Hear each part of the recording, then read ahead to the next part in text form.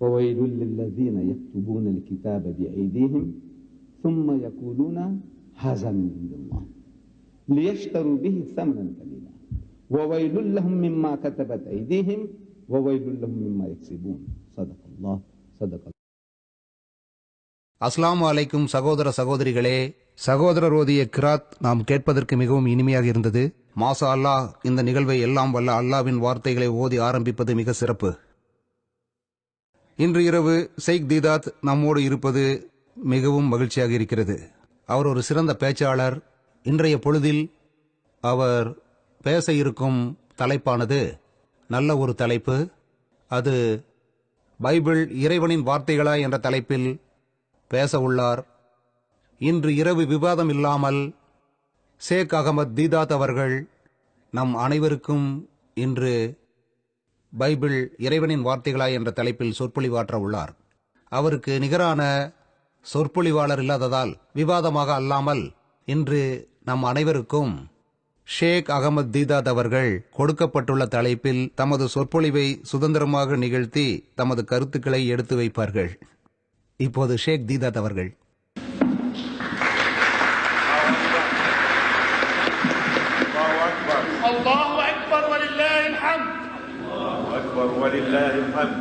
أعوذ بالله من الشيطان الرجيم بسم الله الرحمن الرحيم وويل للذين يكتبون الكتاب بأيديهم ثم يقولون هذا من عند الله ليشتروا به ثمنا قليلا وويل لهم مما كتبت أيديهم وويل لهم مما يكسبون صدق الله العظيم. தலைவர் அவர்களே, சகோதர சகோதரிகளே, இறைவனின் வார்த்தை உங்களுக்கு ஓதி காண்பிக்கப்பட்டது. நான் சூரா அல் பக்கராவின் ஆயத்தை நான் திருக்குரானில் இருந்து ஓதினேன். அல்லாஹ் சுப்ஹானஹு வ தஆலா நம்மை இவ்வாறு எச்சரிக்கிறான்: எவர் தங்கள் கைகளை கொண்டு எழுதிய புத்தகத்தை இது அல்லாஹ்விடமிருந்து வந்ததுதான் என்று கூறுகிறார்கள், ஒரு சொற்ப கிரயத்தை அடைவதற்காக, அதை அவர்கள் கைகளால் எழுதினாலும் கேடுதான், அதை அவர்கள் பொருள் கொண்டு சம்பாதித்தாலும் கேடுதான். அதை அவர்கள் மிக சிறிய லாபத்திற்காக செய்வார்கள், அது அவர்கள் கைகளுக்கான கேடுதான். ஆனால் மக்களின் மத்தியில் அது இறைவனின் வார்த்தைகள் தான் என்பதற்கு ஆதாரத்தோடு எடுத்துக் கூற வேண்டும். அது அல்லாஹ்விடமிருந்து வந்ததுதான் என்று சாதாரணமாக கூற முடியாது. இதுதான் நாம் எழுதிய புத்தகம் என்றால் அதோடு அது முடிந்துவிடும்.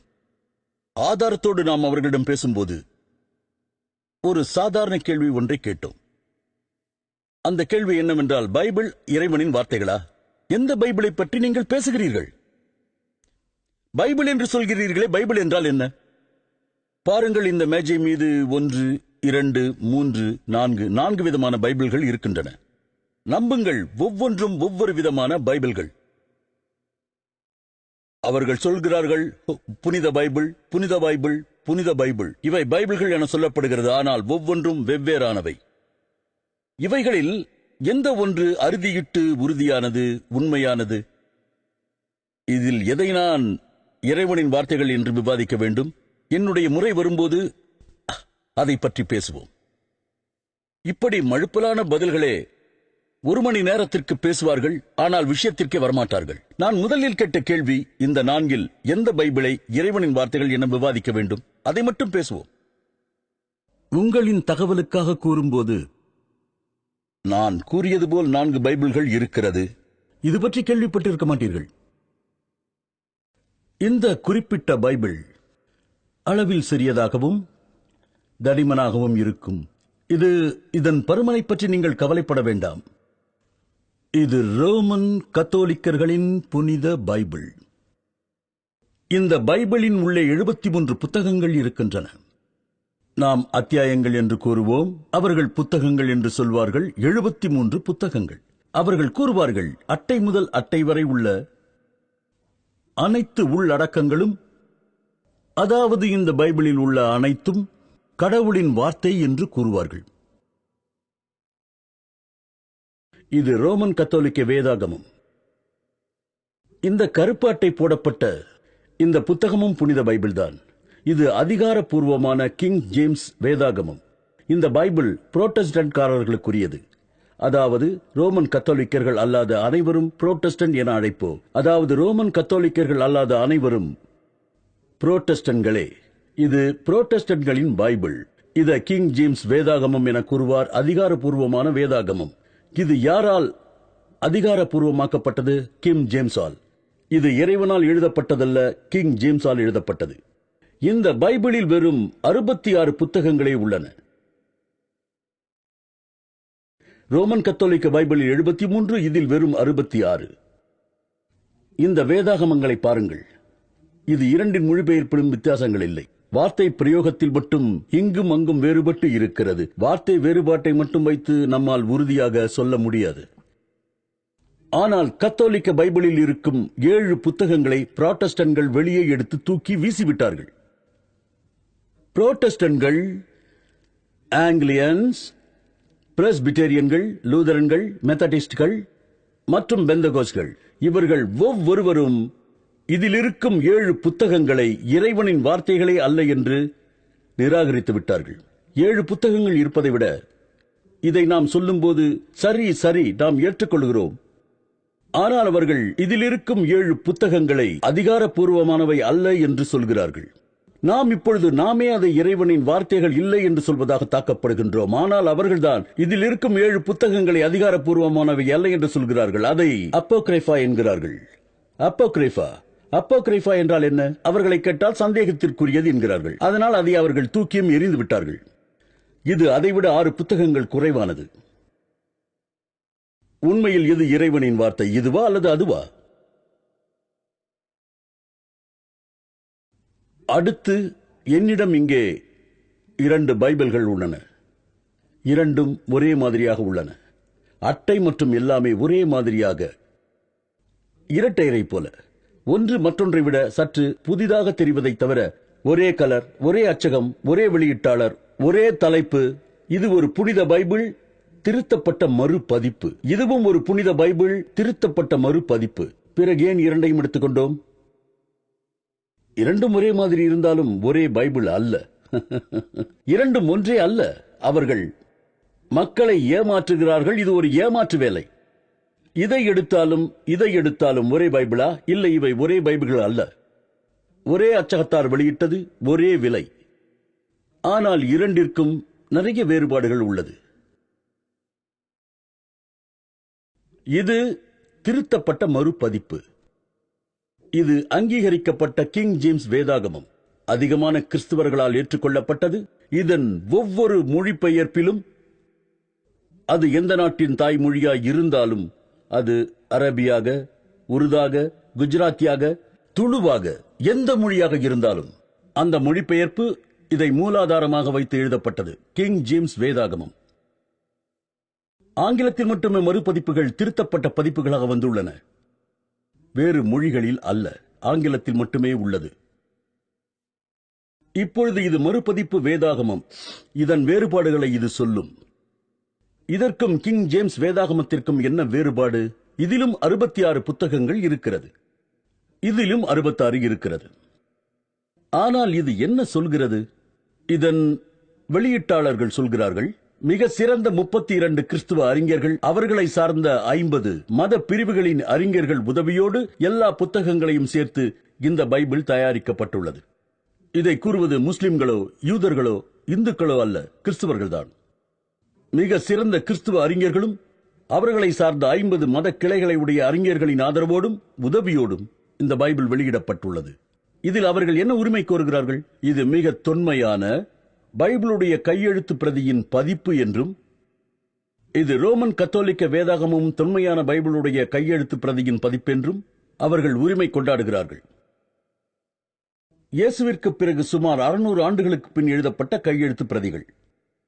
இங்கிருக்கும் இது அதைவிட பழமையானது, மிக மிக தொன்மையானது. அதாவது இயேசுவிற்கு பிறகு 300 ஆண்டுகளுக்குள் எழுதப்பட்ட கையெழுத்து பிரதிகள் என்று கூறுகிறார்கள்.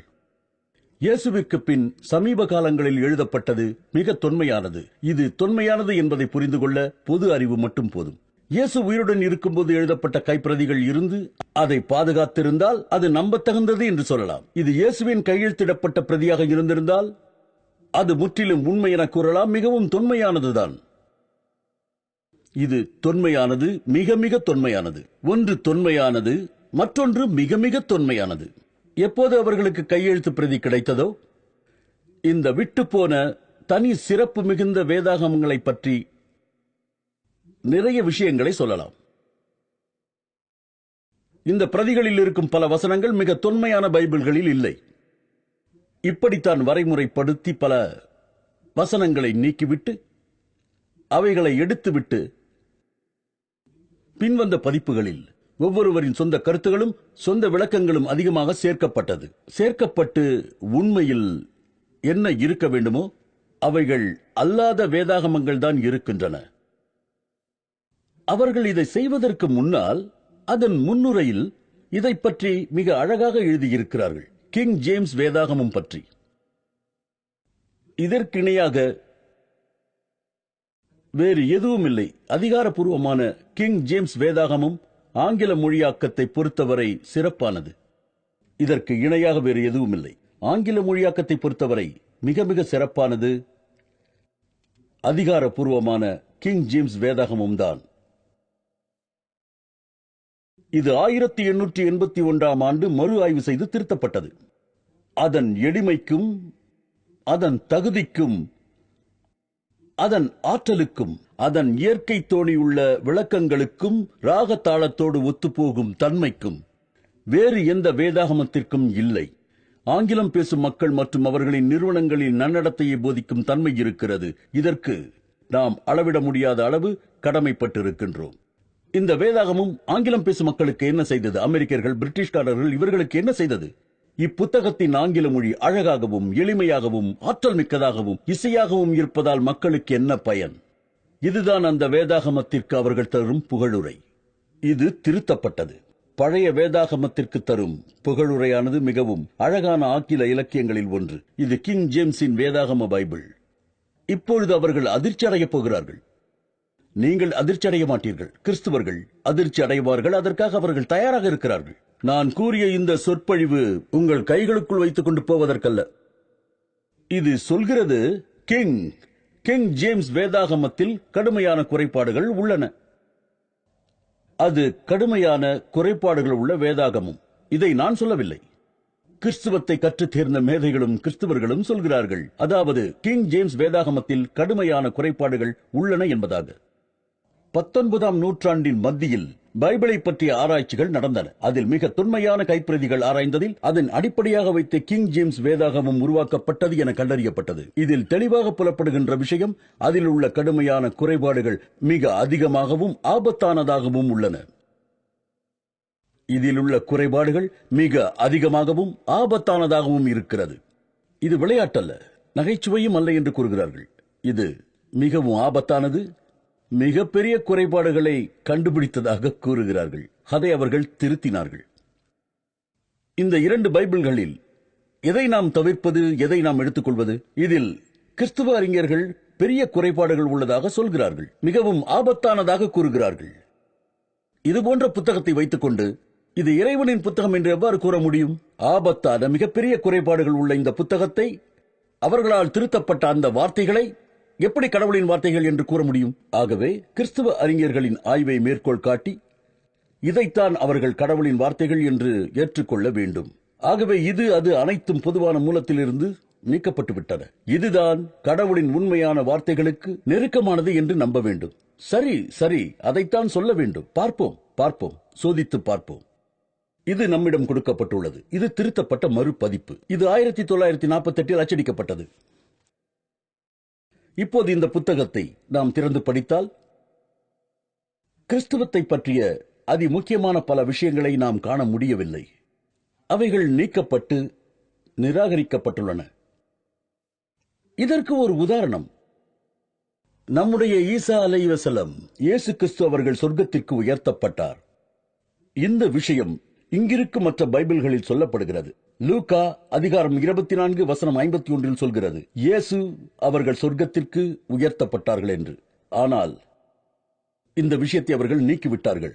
மிக தொன்மையான கைப்பிரதிகளில் அவ்வாறு இல்லை, அது பொய்யாக புனையப்பட்டது என்று, இடையில் கலங்கப்பட்டிருக்கிறது என்று கூறி அந்த விஷயத்தை அவர்கள் நீக்கி தூர எறிந்து விட்டார்கள். ஒரு சிறு அடிக்குறிப்பில் அதை சொல்கிறார்கள். முக்கியமான நூலில் இருந்து அதை எடுத்துவிட்டு இது இறைவனின் வார்த்தைகள் என்று சில நூல் ஆசிரியர்களின் விளக்கம் கைப்பிரதிகளில் இல்லை என்றும் கூறுகிறார்கள். இயேசுவை பற்றிய முக்கிய சாராம்சத்தை நீக்கிவிட்டு இது பொய்யாக புனைந்திருக்கிறார்கள். இதை யார் செய்தது? யூத அறிஞர்களா? இல்லை. இந்து அறிஞர்களா? இல்லை. இஸ்லாமிய அறிஞர்களா? இல்லை. இதை யார் செய்தது? கிறிஸ்துவ அறிஞர்கள், மிக உயர்ந்த நிலையில் உள்ள மிக சிறந்த கிறிஸ்துவ அறிஞர்கள் தான் இந்த வேலையை செய்தார்கள். மார்க் எழுதிய சுவிசேஷம் அதிகாரம் 16 9 - 20 வரை உள்ள வசனங்கள் அனைத்தும் நீக்கப்பட்டன. இவை யாவும் இந்த புத்தகத்தின் அடிக்குறிப்பில் மட்டுமே இதை பற்றி கூறியிருக்கிறது. அதன் பொருள் கடவுளின் வார்த்தை அல்ல.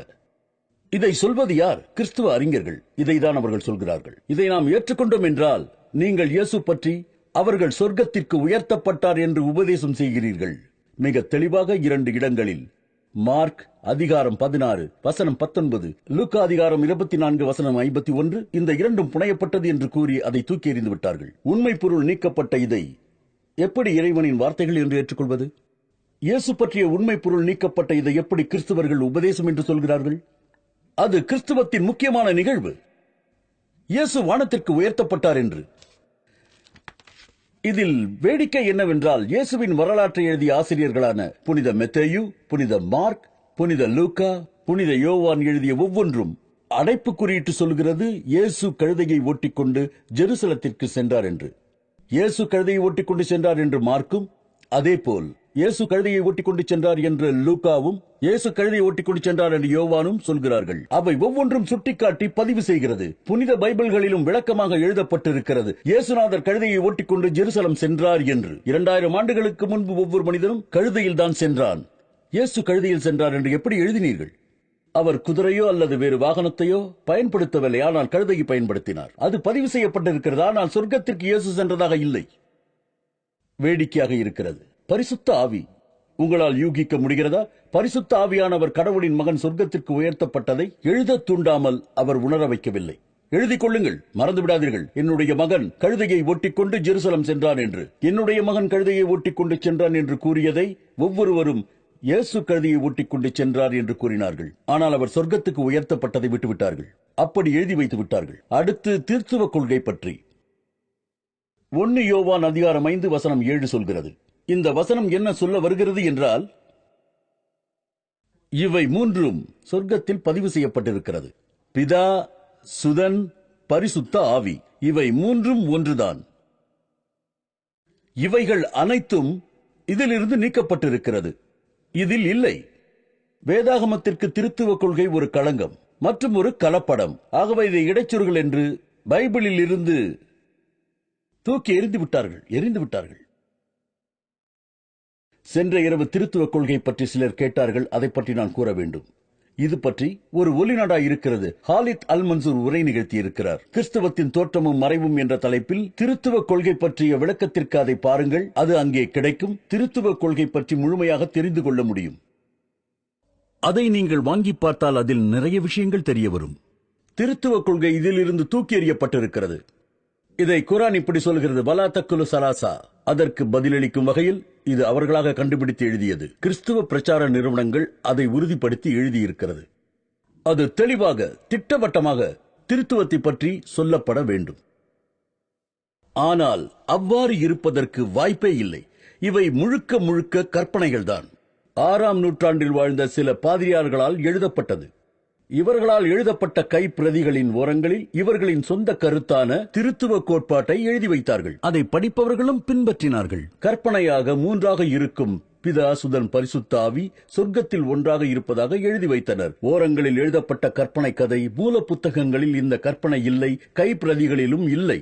நாம் எழுதும் புத்தகங்களில் விளக்க குறிப்புகளை அதன் ஓரத்தில் குறித்து வைப்பது போல கிறிஸ்துவ பாதிரியார்கள் கற்பனையாக எழுதி வைத்ததுதான் இது. இந்த கைப்பிரதிகள் அனைத்தும் அச்சிடும் போது கற்பனையாக எழுப்பப்பட்ட ஓர குறிப்புகள் பிரதான பகுதிக்குள் திணிக்கப்பட்டன. ஓர குறிப்புகளும் பிரதான பகுதிகளில் ஒன்று என அச்சிடப்பட்டது. இது உண்மைக்கு முற்றிலும் மாறானது என்று இப்பொழுது உணர்கிறார்கள். இடைச்செருகளை நீக்கிவிட்டார்கள், எடுத்து விட்டார்கள். இதுதான் நியாயமான பைபிள். அதாவது இதுதான் நியாயமான மறுபதிப்பு பைபிள். ஆனால் இதை பற்றி என்ன சொல்வது? இது இரட்டை பிறவிகளைப் போல் இருக்கிறது. இதை பாருங்கள். இதை செய்தது கிறிஸ்துவர்கள்தான். இதை பொய்யர்களுக்கு விட்டுக் கொடுத்து விட்டார்கள். இதில் இருக்கும் விஷயமே இதுதான். உண்மை கலங்கப்பட்டிருக்கிறது. மனிதனால் உருவாக்கப்பட்டது அனைத்து மனிதர்களால் பொய்யாக்கப்பட்டது. இதை வைத்து லாபமும் சம்பாதித்தார்கள். நிகர லாபமாக சம்பாதித்தது $15 மில்லியன்.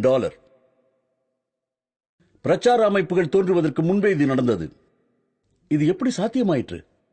இந்த பைபிள் மிக தொன்மையான கைப்பிரதிக்கு இணையானது என்று சொன்னதால் மக்கள் வாங்கி வாங்கி குவித்தார்கள். இதனால் இதை உருவாக்கியவர்களுக்கு $15 மில்லியன் லாபம். இவ்வளவு லாபம் கிடைத்த பிறகு கிறிஸ்துவ பிரச்சார மையங்கள் தோன்றின. அவைகள் கூறியது உண்மை எடுக்கப்பட்டு விட்டது, திருத்துவ கோட்பாடு எடுக்கப்பட்டு விட்டது, பிகாடன்சன் என்ற வார்த்தை எடுக்கப்பட்டு விட்டது. இதை நாம் என்னவென்று சொல்வது? இதைத்தான் இஸ்லாம் மாற்றிவிட்டார்கள் என்று சொல்கிறது. இஸ்லாம் சொல்கிறது, குர்ஆன் சொல்கிறது மாற்றிவிட்டார்கள் என்று. அவர்கள் நம்மை நெருங்கி வருகிறார்கள். நாம் அவர்களை வாழ்த்த வேண்டும். வாழ்த்துக்கள். திருத்துவத்தை நீக்கியதற்காக, பொய்யாக புனையப்பட்டதை நீக்கியதற்காக, பிகாடன்சன் என்ற வார்த்தை நீக்கப்பட்டதற்காக. அவர்கள் என்ன செய்தார்கள் என்பதை இங்கே சொல்கிறார்கள். 1971 வேதாகமத்தை புதுப்பித்தார்கள். அதனால் இது அதைவிட கொஞ்சம் புதிதாக தெரிகிறது. பழைய பதிப்பில் இல்லாததை புதியதில் சேர்த்தார்கள். நீக்கியவற்றை ஏன் சேர்த்தார்கள்? பரிசுத்த ஆவி வந்து சேர்க்க சொல்லியிருக்கலாமோ? இல்லை. எந்த பரிசுத்த ஆவியும் அவர்களிடம் வரவில்லை. இதை அவர்களிடமிருந்தே கண்டுபிடிக்கலாம். அவர்கள் என்ன சொல்வார்கள்? பரிசுத்த ஆவியும் அவர்களிடம் வரவில்லை என்று. இங்கே இவர்கள் முன்னுரையில் கூறுகிறார்கள், இந்த 2ஆம் பதிப்பு, மொழியாக்கம் செய்யப்பட்ட 2ஆம் பதிப்பு புதிய ஏற்பாடு 1971.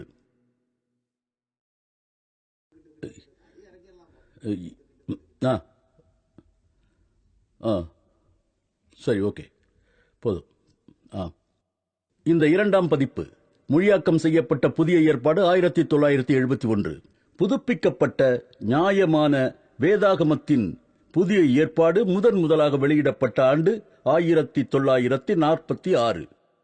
அந்த ஆண்டிலிருந்து நடந்த மூலப்பிரதி மற்றும் மொழியியல் ஆராய்ச்சியை அடிப்படையாக வைத்து வெளியிடப்படுகிறது. இதற்கு முந்தைய பதிப்பில் இருந்ததை விட இதில் அதிகமான கற்பனைகளை இதில் சேர்த்துள்ளார்கள். அதிக தகவல்கள் அடங்கிய தனிப்பட்டவர்களின் அறிக்கைகள் குழுவிடம் சமர்ப்பிக்கப்பட்டன.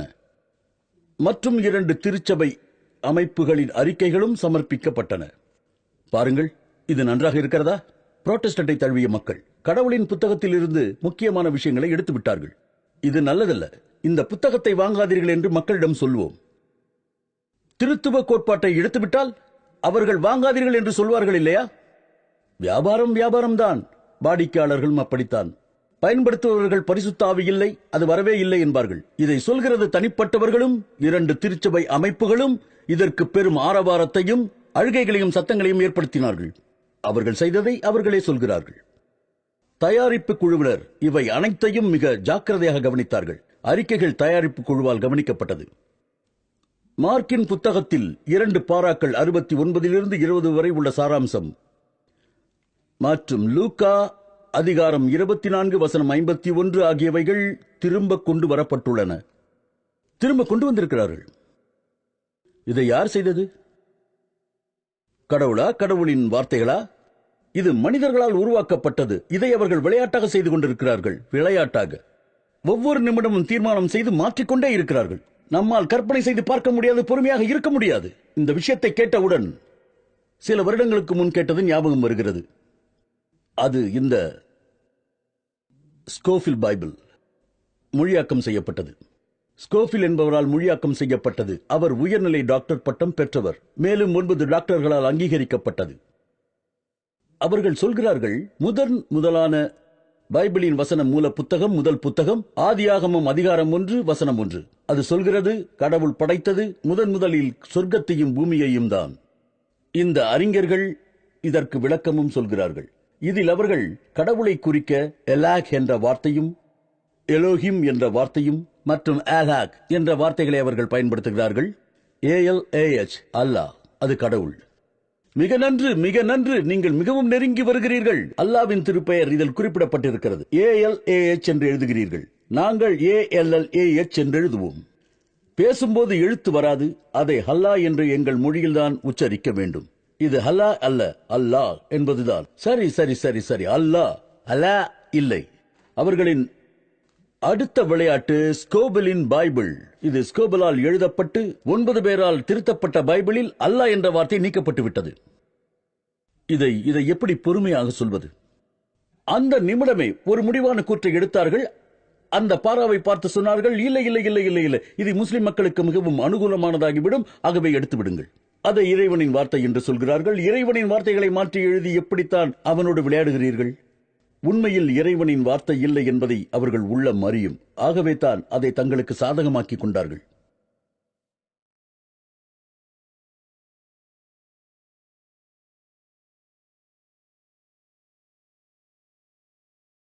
அங்கே இறைவனின் வார்த்தை எங்கே என்று கண்டுபிடிக்க முற்பட்டால் ஒரு கூற்றை கூட நம்மால் காண முடியாது. பாருங்கள், இதனுடைய பெயர் பைபிள். இந்த பைபிள் என்ற வார்த்தை பைபிளிலேயே இல்லை. இந்த முதல் அட்டை வரை, அட்டையை விட்டுவிடுங்கள், அட்டைகளுக்கு மத்தியில் இருக்கும் வார்த்தை ஒவ்வொன்றும் இறைவனுடைய வார்த்தை என்று கூறுகிறார்கள். அது சரி, இந்த வார்த்தைகள் பைபிள். எங்கிருந்து பைபிள் என்ற வார்த்தை உங்களுக்கு கிடைத்தது? என்னை நம்புங்கள், பைபிள் என்ற வார்த்தை பைபிளிலேயே இல்லை. பைபிள் என்ற வார்த்தை உலகில் உள்ள எந்த பைபிள்களிலும் இல்லை. அந்த வார்த்தை ஒருபோதும் பைபிளில் காணவே முடியாது. அதை எங்கே பெற்றீர்கள்? பைபிள் என்பது கிரேக்க வார்த்தை பிப்லாஸ். பிப்லாஸ் என்றால் ஒரு புத்தகம். அதை அலங்காரமாக பெயரிட்டது பைபிள். அதற்கு முன் புனித என்ற வார்த்தையை சேர்த்து அதை புனித பைபிள் என்றீர்கள். இதன் உள்ளே ஒரு இடத்தில் கூட பைபிள் என்று கூறவே இல்லையே. எந்த பைபிளிலும் புனித பைபிள் என்று கூறப்படவில்லை. பைபிளில் உள்ள வார்த்தைகள் இறைவனின் வார்த்தை என்கிறீர்கள். பைபிள் என்ற வார்த்தையை எங்கிருந்து பெற்றீர்கள்? காஃப் வல் குரானில் மஜீத். கண்ணியமிக்க இக்குரானின் மீது சத்தியமாக உங்களுக்கு படிப்பினை உள்ளது. ஆம், குரான் என்ற வார்த்தை குரானில் உள்ளது. பைபிள் என்ற வார்த்தை பைபிளில் எங்குமே இல்லை. அவர்கள் சொல்கிறார்கள், அதை முழுவதும் பகுத்தாராய்வோம் என்று. ஒரு வசனத்திலாவது, பைபிளில் உள்ள ஒன்றிலாவது இறைவன் இதை தன் புத்தகம் என்று சொல்லி இருக்கிறாரா? ஆனால் குரானில் அல்லாஹ் சொல்லுகிறான், அர் ரஹ்மான் அல்லமல் குரான். அதாவது அர் ரஹ்மான், அவனே இந்த குரானை இறக்கி வைத்தான். அல்லாஹ் குரானை தனது புத்தகம் என்று சொல்கிறான். இது அல்லாஹ்வின் வெளிப்பாடு. குரான் யாவரையும் மிகைத்தவனாகிய அல்லாஹ்வின் வேதம், அவனுடைய அருட்கொடை, அவனுடைய ஆற்றல். மீண்டும் சொல்கிறேன், குரானில் நேர்வழிக்கான படிப்பினை உள்ளது. இது அல்லாஹ்வின் வேதம். பைபிளில் அதனுடைய விரிவான 73 புத்தகங்களிலும் 66 புத்தகங்கள் உள்ள புரோட்டஸ்டன்ட் பைபிள்களிலும் அது இறைவனின் வார்த்தை அல்லது வேதம் என்று எந்த ஒரு வசனத்திலும் சொல்லப்படவில்லை. Welcome welcome. எங்குமே பைபிள் தன்னை பைபிள் என்று சொல்லிக் கொள்ளவில்லை. அட்டைகள் மத்தியிலும் அது இல்லை. அதே சமயம் இறைவன் அதை தன்னுடைய புத்தகம் என்று எங்கும் சொல்லவே இல்லை. இது இறைவனிடமிருந்து வந்தது என்ற வார்த்தையும் இல்லை. ஆனால் குரானில் இருக்கிறது, இது என்னுடைய புத்தகம், இது என்னுடைய புத்தகம், இது கடவுளின் வார்த்தை. ஆனால் பைபிளில் சொல்லவில்லை. உண்மை என்னவென்றால், பைபிளின் முதல் 5 புத்தகங்கள், ஆதியாகமம், யாத்ராகமம், லேவியராகமம், எண்ணாகமம், உபாகமம், இந்த 5ம் இறைத்தூதர் மூசா நபியை பற்றி கூறுகிறது. 5 புத்தகங்களிலும் 700 முறை கூறப்படும் விஷயம், 700 முறை அறிவிக்கப்படும் விஷயம், இறைவன் மூசாவிடம் பேசினார், மூசா இறைவனிடம் பேசினார், இறைவன் மூசாவிடம் பேசினார், மூசா இறைவனிடம் பேசினார். இதில் தெளிவாக தெரிவது இறைவன் மூசாவிடம் பேசவில்லை, மூசா இறைவனிடம் பேசவில்லை என்பதுதான் உண்மை. சில பேர் இப்படி சொல்கிறார்கள், இறைவன் இதை தானே சொல்வதாக இருந்தால், நான் மூசாவிடம் சொன்னேன், மூசா என்னிடம் சொன்னார், நான் மூசாவிடம் பேசினேன், மூசா என்னிடம் பேசினார் என்றல்லவா இருக்க வேண்டும். இது 3ஆம் மனிதர் எழுதியதால் இறைவன் மூசாவிடம் பேசினார், மூசா இறைவனிடம் பேசினார். 700 முறை இறைவன் இதை எழுதவில்லை, மூசாவும் இதை எழுதவில்லை என்பதை அது உறுதிப்படுத்துகிறது. மேலும் கடைசி புத்தகம் மூசாவின் புத்தகம் என கருதப்படுகிறது. உபாகமம் என்ற புத்தகம், அதிகாரம் 34, அது கூறுகிறது மூசா மரித்தார் என்று. ஹசரத் மூசா அலைஹிஸ்ஸலாமால் எழுதப்பட்டதாக கருதப்படுகிறது. அவருடைய புத்தகம் என்று கருதப்படுவது ஆனால் அவர் அதில் சொல்கிறார், மூசா இறந்து விட்டான். மரித்தான் என்று இறந்த காலத்தை கூறுகிறது. அந்த வரிகள் முக்கியமானதாக கூறுகிறது. அவர் இறப்பதற்கு முன்பே அவர் எழுதுகிறார், அவரை அடக்கம் செய்த இடம் எங்கிருக்கிறது என்று யாருக்குமே தெரியாது என்று. யாராவது தங்களது மரண செய்தியை மரணத்திற்கு முன்பே எழுத முடியுமா? உயிரோடு இருக்கும் ஒருவர் எப்படி தன்னுடைய அடக்கம் செய்யும் இடத்தை பற்றி எழுத முடியும்? இதை அவர் எழுதவில்லை. தான் இறந்து விட்டதாகவும் தன்னை அடக்கம் செய்த இடம் யாருக்கும் தெரியாது. அப்படி இருக்கும்போது எப்படி அடக்கம் செய்யும் இடத்தை கூற முடியும்? இல்லை, அவர் அவ்வாறு எழுதவில்லை. அதை இந்த வசனம் தெளிவாக காட்டுகிறது. மேலும் அது தொடர்ந்து மூசாவின் இறந்த காலத்தை சொல்கிறது. எளிமையான இந்த இலக்கணத்தை நீங்கள் புரிந்து கொள்ள வேண்டும். இறந்த காலத்தை சொல்கிறது என்பதை நீங்கள் தெரிந்து கொள்ள வேண்டும். 120 வயது வரை வாழ்ந்து இறந்ததாக அவரே சொல்கிறார். உங்களுக்கு இறந்த காலம் நிகழ்காலம் பற்றிய இலக்கணம் புரிகிறதா? அவரே இறந்த காலத்தை சொல்கிறார். இறந்த காலத்தில் நான் இறக்கும் பொழுது எனக்கு 120 வயது. உயிரோடு இருக்கும் ஒருவர் எப்படி தான் இறந்து விட்டதாக சொல்ல முடியும்? ஆனால் அவர் உயிரோடு இருக்கிறார். எப்படி அவர் எழுதினார்? எப்படி அவர் தான் உயிரை விட்டதாக எழுத முடியும்? இன்னும் இளமையோடு இருக்கிறார். இளமை துடிப்போடு 16 வயது பெண்ணை அவரால் மணந்து கொள்ள முடியும். அவருக்கு 120 வயதானாலும் அவரது இயற்கையான உடல் வலிமை குறைந்து விடவில்லை. மூசா அப்படி எழுதியிருப்பாரா? அதாவது, எனக்கு 120 வயது, ஆரோக்கியமாக இருக்கிறேன், ஆனால் இறந்து விட்டேன். அவர் இப்படி சொல்லியிருப்பாரா? இது அவர் எழுதிய வார்த்தைகள் அல்ல. அந்த புத்தகமே உங்களுக்கு சொல்லுகிறது அதனுள்ளே ஆதாரம் இருக்கிறது என்று. அவர் இந்த புத்தகத்தை எழுதவில்லை, இறைவனும் எழுத சொல்லவில்லை.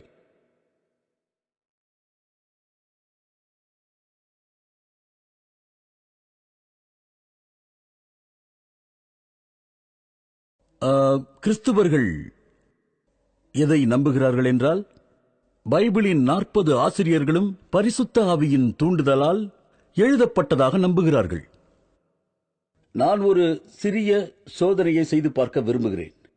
அதற்காக நன்றாக பைபிளை வாசிக்க தெரிந்த ஒருவரை இங்கே அழைக்கிறேன். இங்கே ஒப்பீடு செய்து பார்ப்போம். இந்த 2 திருத்தப்பட்ட முறைப்படுத்தப்பட்ட பைபிள்களை நாம் ஒப்பிட்டு பார்ப்போம். இரண்டும் ஒன்றுதானா என்று பார்ப்போம். இதற்கு ஒரு தன்னார்வலர் வேண்டும். தயவு செய்து யாராவது ஒருவர் இங்கே வந்து இந்த புத்தகத்தை திறந்து ஏசாயா புத்தகத்தில் அதிகாரம் 37 வாசியுங்கள்.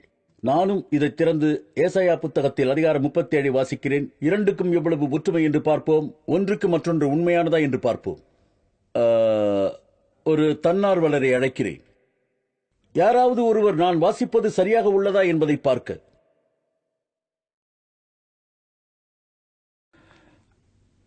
பாஸ்டர், உங்களுக்கு பெரிய சிறப்புரிமை இருக்கிறது. எல்லோருக்கும் நீங்கள் உபதேசிக்கிறீர்கள். கொஞ்சம் நான் உங்களை இக்கட்டில் தள்ளவில்லை என்று நம்புகிறேன். தயவு செய்து வாருங்கள். தயவு செய்து வாருங்கள். நல்லெண்ண அடிப்படையில் வாருங்கள். தயவு செய்து வாருங்கள். வாங்க. ஏசாயா புத்தகத்தை திறந்து அதிகாரம் 37 எடுங்கள்.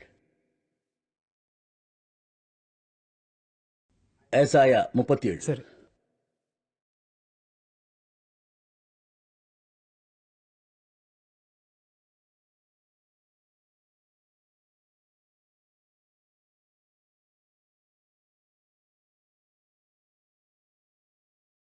ஏசாயா 37. சரி. என்னிடம் இருக்கும் பைபிளில் இருந்து வாசிக்கிறேன். சகோதரர் அவரிடமுள்ள பைபிளிலும் சரியாக உள்ளதா என்பதை பார்க்கட்டும். சரியாக இருக்கும் என நம்புவோம். அரசனாகிய எசேக்கியா அதை கேட்டபோது தன் ஆடைகளை கிழித்து இரட்டு உடுத்திக் கொண்டு, நன்றாக கவனியுங்கள், கர்த்தருடைய ஆலயத்தில் நுழைந்து, என்ன சரியா இருக்கா? சரி. அரண்மனை விசாரிப்புக்காரனாகிய ஏலியாக்கிமையும் செயலாளனாகிய செப்னாவையும் ஆசாரியர்களின் மூப்பரையும் ஆமோத்சின் குமாரனுமாகிய ஏசாயா எனும் தீர்க்க தரிசியிடம் இரட்டு உடுத்தியவர்களாக அவரிடம் அனுப்பினான். இந்த நாள் நெருக்கமும் நிந்தனையும் அவமரியாதையையும் அனுபவிக்கும் நாள். பிள்ளைப்பேறு நெருங்கி இருக்கிறது, ஆனால் பெறவோ பெலனில்லை. இனி வசனம் 8ற்கு செல்வோம். அசீரிய அரசன் லாகீஸை விட்டு புறப்பட்டான் என்று கேள்விப்பட்டு ரப்சாக்கே திரும்பி போய் அவன் லிப்னாவின் மேல் போர் செய்கின்றதை கண்டான். வாசிக்க கஷ்டமாக உள்ளது. இது ஹிப்ரு மொழியில் உள்ள வார்த்தை. சரி, 14வது வசனத்தை பார்ப்போம். எசேக்கியா தூதர்களின் கையில் இருந்த நிருபத்தை வாங்கி வாசித்தான். பின்பு எசேக்கியா கர்த்தருடைய ஆலயத்திற்கு போய் அதை கர்த்தருக்கு முன்பாக விரித்து, சரியாக இருக்கிறதா? சரியாக உள்ளது. அதாவது இது ஏசாயா அதிகாரம் 37. ஆமா. ஆனால் இது 2 ராஜாக்கள் புத்தகம். நான் வாசித்தது 2 ராஜாக்கள் புத்தகம். ஓ, சரி. இதில் நாம் வார்த்தைக்கு வார்த்தை பார்த்தோம். இது இருவேறு எழுத்தாளர்களால் எழுதப்பட்டது.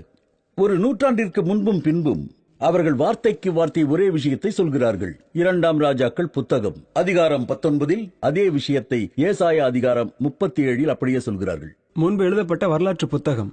மிக சரி. எனவே இந்த வரலாற்று புத்தகங்கள் இறைவனிடமிருந்து வந்தவை அல்ல.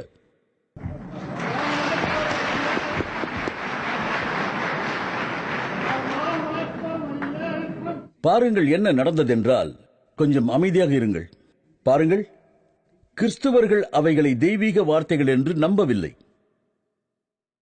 நம்மைப் போல முஸ்லிம்கள் நம்புவதைப் போல, திருக்குரான் இறைவனின் வார்த்தைகள் தான் என்று நம்புவதைப் போல. அதாவது எல்லாம் வல்ல இறைவன் தனது வானவர் ஜிப்ரேல் மூலம் இறை செய்தியை முகமது நபிக்கு அனுப்பினான்.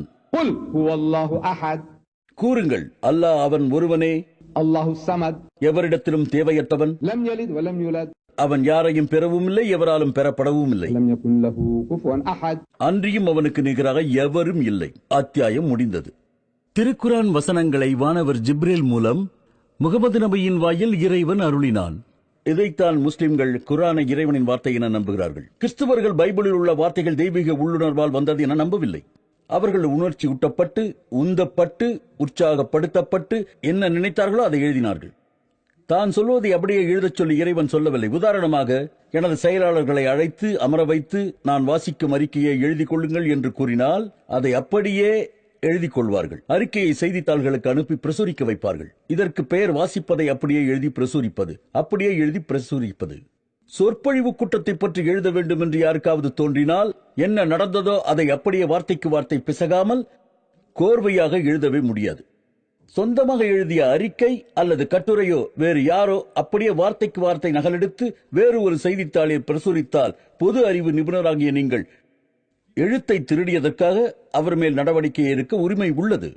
எனவே 2 ராஜா புத்தகத்தையும் ஏசாயா புத்தகத்தையும் எழுதிய ஆசிரியர் வேறு வேறு. பரிசுத்த ஆவியினால் இருவரும் எழுதும்படி தூண்டப்பட்டிருந்தாலும் வார்த்தைக்கு வார்த்தை இம்மி பிசகாமல் ஒரே மாதிரி எழுத முடியாது. இடம் பொருள் மாறாமல் வசனம் 1, வசனம் 1, வசனம் 3, வசனம் 3, வசனம் 4, வசனம் 4, வசனத்திற்கு வசனம், வசனம் 38, வசனம் 38. ஒவ்வொரு வசனமும் இம்மி பிசகாமல் வேறுபட்ட இரு மனிதர்களால் எழுதவே முடியாது. கிறிஸ்துவர்கள் இவைகளை தெய்வீக வார்த்தைகள் என்று நம்பவில்லை. இன்னும் சொல்ல போனால் வேறொரு பதிப்பிலிருந்து எடுத்து எழுதியிருக்க வேண்டும், அல்லது பரிசுத்த ஆவியானவருக்கு ஞாபக மறதி ஏற்பட்டு அவர் ஒருவரை எழுத சொல்லிவிட்டு பல நூற்றாண்டுகளுக்கு பிறகு அதே வார்த்தைக்கு வார்த்தை வேறு ஒருவரை எழுதச் சொல்லி தன்னுடைய நேரத்தை வீணாக்கி ஏற்கனவே சொன்னதை வார்த்தைக்கு வார்த்தை, கமாவிற்கு கமா, முற்றுப்புள்ளிக்கு முற்றுப்புள்ளி, அரைப்புள்ளிக்கு அரைப்புள்ளி திரும்ப சொல்லி, இது இறைவனின் புத்தகமே அல்ல, இறைவன் ஒருபோதும் இந்த வேலையை செய்ய மாட்டான்.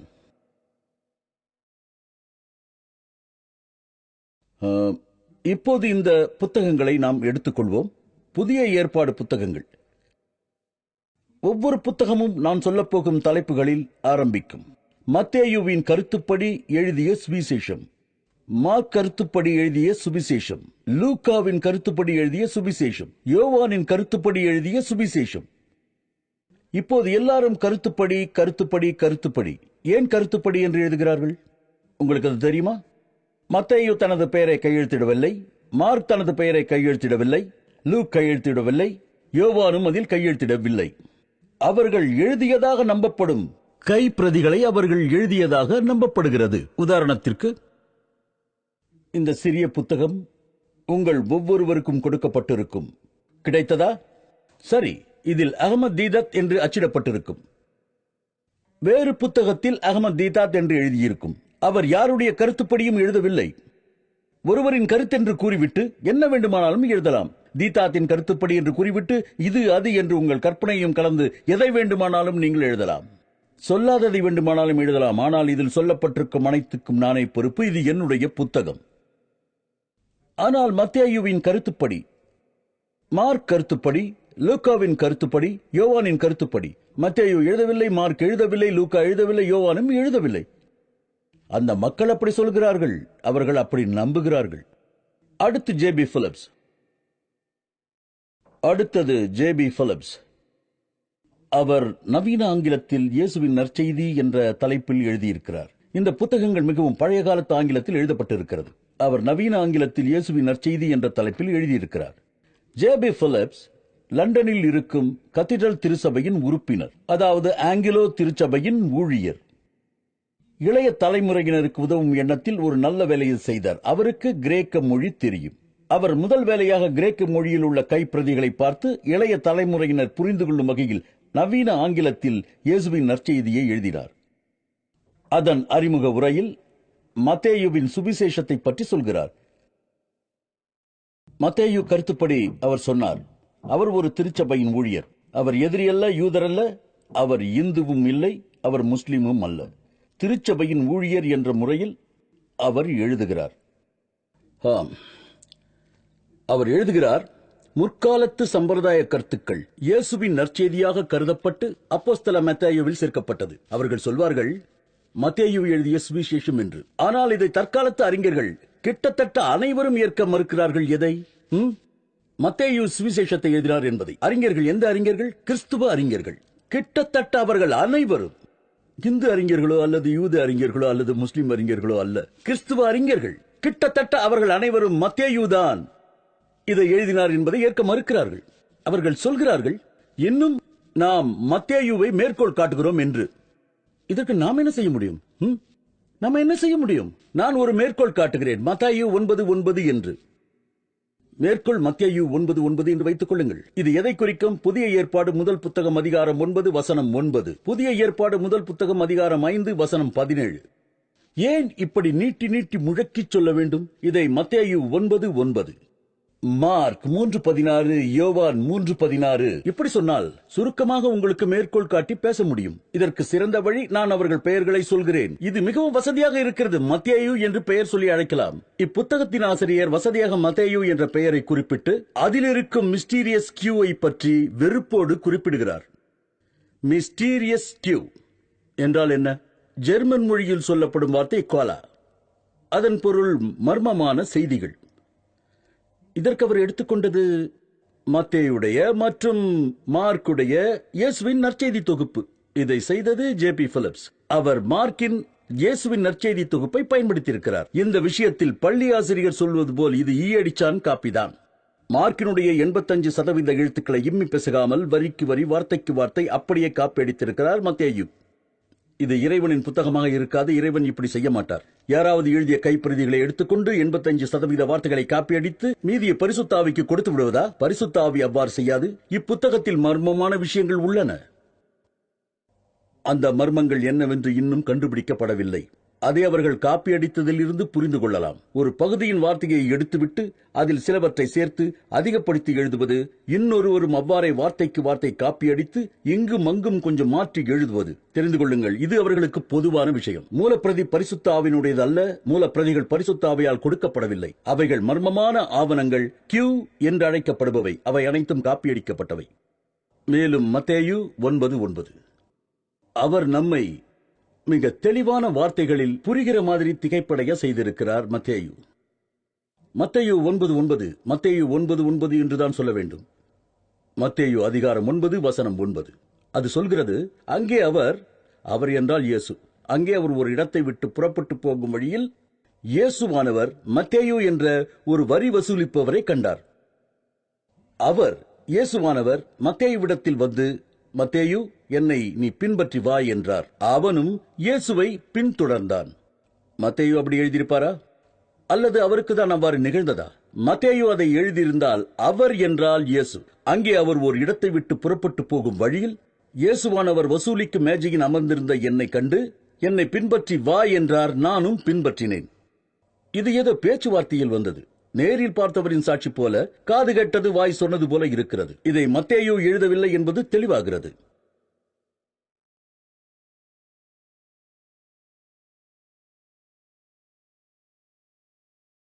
இப்போது ஹாசஸ் மார்வில் இருந்து பார்ப்போம். அவர்களே இயேசுவின் நற்செய்தியை எழுதியவர்கள். அவர்கள் லூக்கா புத்தகத்தில் இருந்து கண்டுபிடித்தார்கள். லூக்கா அவரால் முடிந்த அளவு மிகவும் தெளிவான மொழி நடையில் சொல்கிறார் இயேசுவின் நற்செய்திகள் எழுதப்பட்டிருக்கின்றன என்பதை. அவர் சொல்கிறார், லூக்கா சொல்கிறார், லூக்கா சுவிசேஷம் அதிகாரம் 1 வசனம் 1-4, மகா கணம் பொருந்திய தேயோ பிலுவே, நாங்கள் உறுதியாக நம்புகின்ற காரியங்களை துவக்க முதல் கண்ணார கண்டு வசனத்தை போதித்தவர்கள் எங்களுக்கு ஒப்புவித்தபடியே அவைகளை குறித்து வரலாறாக எழுதி வைக்க அநேகர் முன்வந்தபடியினால் துவக்க முதல் எல்லாவற்றையும் திட்டமாய் விசாரித்தறிந்த நானும் உமக்கு உபதேசிக்கப்பட்ட நற்காரியங்களின் உறுதியை நீ அறிய வேண்டுமென்று அவைகளை ஒழுங்குபடுத்தி உமக்கு எழுதுவது எனக்கு நலமாய் தோன்றிற்று. பரிசுத்த ஆவியோ 3வது திருவுருவோ லூக்காவிடம் வரவில்லை. அவர் அவற்றையெல்லாம் பார்த்தார். லூக்கா ஒரு மருத்துவர், அதாவது புதிய ஏற்பாடுகளை பற்றி கற்றுக்கொண்டிருந்த மாணவர்களில் ஒருவர். அவர் என்ன செய்ய போகிறார் என்பதை சொல்லுகிறார். மிக சாதாரண மக்கள், குறைந்த படிப்பறிவு பெற்றவர்கள் கர்த்தர் இயேசுவின் போதனைகளை எழுதும் பொழுது அதை ஏன் நம்மால் சிறப்பாக எழுத முடியாது, அதை நம்மால் ஏன் இன்னும் சிறப்பாக செய்ய முடியாது என்று அவர் சொல்கிறார். நம்மால் அதை வரிசைப்படுத்த முடியும். அங்கும் இங்கும் சிதறி கிடப்பவைகளை ஒழுங்குபடுத்தி வரிசையாக எழுத முடியும். இல்லை இல்லை இல்லை இல்லை அவருடைய கல்வி அறிவை பயன்படுத்தி மக்களுக்கு போதிக்க மிக சிறந்த வேதாகமத்தை எழுத வேண்டும் என்று சொல்கிறார். இந்த புதிய சவாலை எதிர்கொள்ள அவர் தன்னை திருச்சபையின் பால் அர்ப்பணித்துக் கொண்டார். ஆனால் இறைவன் இதை செய்யவில்லை. இதை லூக்கா செய்தார். அவர் லூக்கா சுவிசேஷத்தை எழுதினார். மற்றவர்கள் செய்திருந்தாலும் மக்கள் அதன் பால் கவரப்படுவார்கள். எல்லாம் அவ்வாறுதான். எவ்வாறு? குத்துச்சண்டை போட்டி நம்மை கவர்கிறது என்று வைத்துக் கொள்வோம். நாம் ஒரு குத்துச்சண்டை வீரராக வர முடியும். அது பரிசுத்த ஆவியின் உந்துதலால் வருவதல்ல.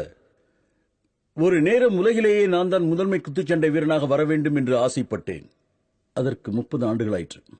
ஜான் லூயி அப்போது சிறந்த வீரர், உலகிலேயே அதிக எடையுள்ள குத்துச்சண்டை வீரர். நான் அப்பொழுதுள்ள ரீன் பத்திரிகையை அமெரிக்காவில் வாங்கி படிப்பேன், குத்துச்சண்டை பற்றிய பத்திரிகை. அதில் அவரின் உடல் அளவுகளை பார்த்தேன். ஜான் லூயி பவுன் பம்பர். அவரது உடல் அளவுகளை எடுத்துக்கொண்டு சுவற்றில் என் உடலை அளந்து குறித்துக் கொண்டு என்னை தயார் செய்வேன். அகலம் அகலம் 72 இன்ச். ஜான் லூயி 72 இன்ச்சுகள். அகமது தீதத் 72 இன்ச்சுகள். உயரம் நான் நினைக்கிறேன் அவரை விட நான் ஒரு அரை இன்ச் குறைவு என்று. புஜபலம் அவரோடு ஒப்பிட முடியாது. ஆனால் நான் உடற்பயிற்சி செய்து அவரது அளவை எட்ட வேண்டும். உயரம் சரி. எடை அவர் 200 பவுண்டுகள், நான் 148 பவுண்டுகள் தான். நான் அவரை போல் வர வேண்டும் என்று சத்துள்ள உணவை சாப்பிட்டு உடற்பயிற்சி செய்து, இது ஒரு லட்சிய ஆசை, உந்துதல். நான் குத்துச்சண்டை வீரனாக ஆசைப்பட்டேன். நான் எனது பாதையை மாற்றிக்கொண்டேன், மிக எளிமையாக அமைத்துக் கொண்டேன். அடுத்தது சினிமாவிற்கு செல்வது, திரைப்படம் பார்ப்பதை சொல்கின்றேன். ஜெந்தரோசர் மற்றும் ஸ்பெடஸ்டர் பாப் டான்சர். அந்த மனிதர் மிக சிறப்பாக ஆடுவார். கட்டக் கட்டக் கடகட கட்டக் கட்டக் மிக அழகாக ஆடுவார். எப்படி அந்த மனிதர் உடலை வளைத்து ஆடி அசைத்து குதித்து பறந்து, ரைட், நான் அவரை போல் வர வேண்டும். மிக நகைச்சுவையாக இருக்கும் இந்த பாப் டான்ஸ். இதை பற்றி நான் தெரிந்து கொள்ள அமெரிக்காவிற்கு எழுதினேன். இறைவனுக்கே எல்லா புகழும். அது வரவே இல்லை. அதனால்தான் இப்பொழுது உங்கள் முன் நிற்கிறேன். இவையெல்லாம் ஒரு ஆசை, உந்துதல். நம் எல்லோருக்குமே அது வரும். ஆனால் இது பரிசுத்த ஆவி மூலம் வருவதல்ல. பரிசுத்த ஆவி இதை செய்யாது. இதை போன்றுதான் லூக்காவிற்கும் மார்க்கிற்கும் மத்தேயுவிற்கும் ஆசை உந்துதல் ஏற்பட்டது. அது கடவுளிடமிருந்து வந்ததல்ல.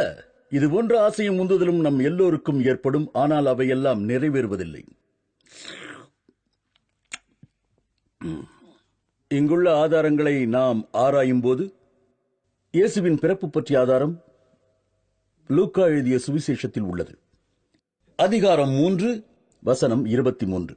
அவ்வேளையில், அதாவது இயேசு தமது ஊழியத்தை துவங்கும் போது அவருக்கு ஏறக்குறைய, நான் அதிலிருந்து வாசிக்கிறேன், ஏறக்குறைய அவரின் வயது 30. பிரச்சாரத்தை துவங்கிய போது இறைவன் அவரை தூண்டியிருக்கக்கூடும் என நம்பப்படுகிறது. அது பரிசுத்த ஆவியிடமிருந்து வந்திருக்கலாம். ஆனால் பரிசுத்த ஆவிக்கு இயேசுவின் வயது என்னவென்று தெரிந்திருக்கும். லூக்கா சொல்கிறார், ஏறக்குறைய 30 ஆண்டுகள். என் வயதை யூகிக்க உங்களுக்கு உரிமை உண்டு, உங்கள் வயதை யூகிக்க எனக்கும் உரிமை உண்டு.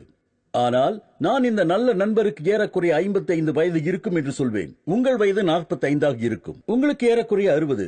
ஏறக்குறைய ஏனென்றால் எனக்கு தெரியாது. ஆனால் இறைவன் எனக்கு சொல்வதாக வைத்துக் கொண்டால், இந்த மனிதருக்கு வயது 55. உறுதியாக இவருக்கு 55, அவருக்கு 40, அவருக்கு 30. அதை நானாக சொன்னால் ஏறக்குறைய ஏறக்குறைய ஏறக்குறைய எந்த மனிதனாலும் துல்லியமாக பிறரின் வயதை கூறிவிட முடியாது. தோராயமாகத்தான் கூற முடியும், அதனால் ஏறக்குறைய என்று கூறுவர். இப்படித்தான் லூக்காவும் ஏறக்குறைய 30 வயது என்று கூறி சமாளிக்கிறார். இறைவன் சொல்லவில்லை, இது இறைவனின் வார்த்தையே அல்ல. இதை இறைவன் சொல்வதாக இருந்தால் என் மகனுக்கு 30 வயதான போது பிரச்சாரத்தை ஆரம்பித்தார். இது உண்மையிலேயே அதிர்ச்சி அளிக்கிறது. இயேசு பிரச்சாரத்தை 30 வயதில் ஆரம்பித்தாரா? எல்லாம் வல்ல இறைவன் அவர்கள் இயேசுவை கடவுள் என்று சொல்கிறார்கள். அதை நேற்றிரவு கேட்டீர்கள். இயேசுதான் இறைவன் என்றால் அந்த எல்லாம் வல்ல இறைவன் பல ஆயிரம் கோடி ஆண்டுகளாக ஹீப்ரு தேசத்தில் என்ன செய்து கொண்டிருந்தார்? பிதாசுதன் பரிசுத்த ஆவி இவர்கள் 3 பேரும் ஒருவராக இருந்த பொழுது என்ன செய்தார்கள், என்ன திட்டம் தீட்டினார்கள் என்பது இறைவனுக்கே தெரியும். இயேசு உலகிற்கு வந்த பிறகு அவர் பிறந்ததிலிருந்து 30வது வயது வரை ஒரு வார்த்தை கூட சொல்லவே இல்லை. மனிதர்களுக்கு பயனளிக்கும் வகையில் எந்த வார்த்தையும் கூறவில்லை. கற்பனை செய்ய முடிகிறதா? 30வது வயது வரை இயேசு ஒரு வார்த்தை கூட, ஒரே ஒரு வார்த்தை கூட பேசியதாக எந்த கிறிஸ்துவ நூல்களிலும் இல்லை. மனிதகுலத்திற்கு ஒரு நற்செய்தி கூட கூறாமல் என்ன செய்து கொண்டிருந்தார்? சிந்தித்து பாருங்கள். தச்சு வேலை செய்தாரா?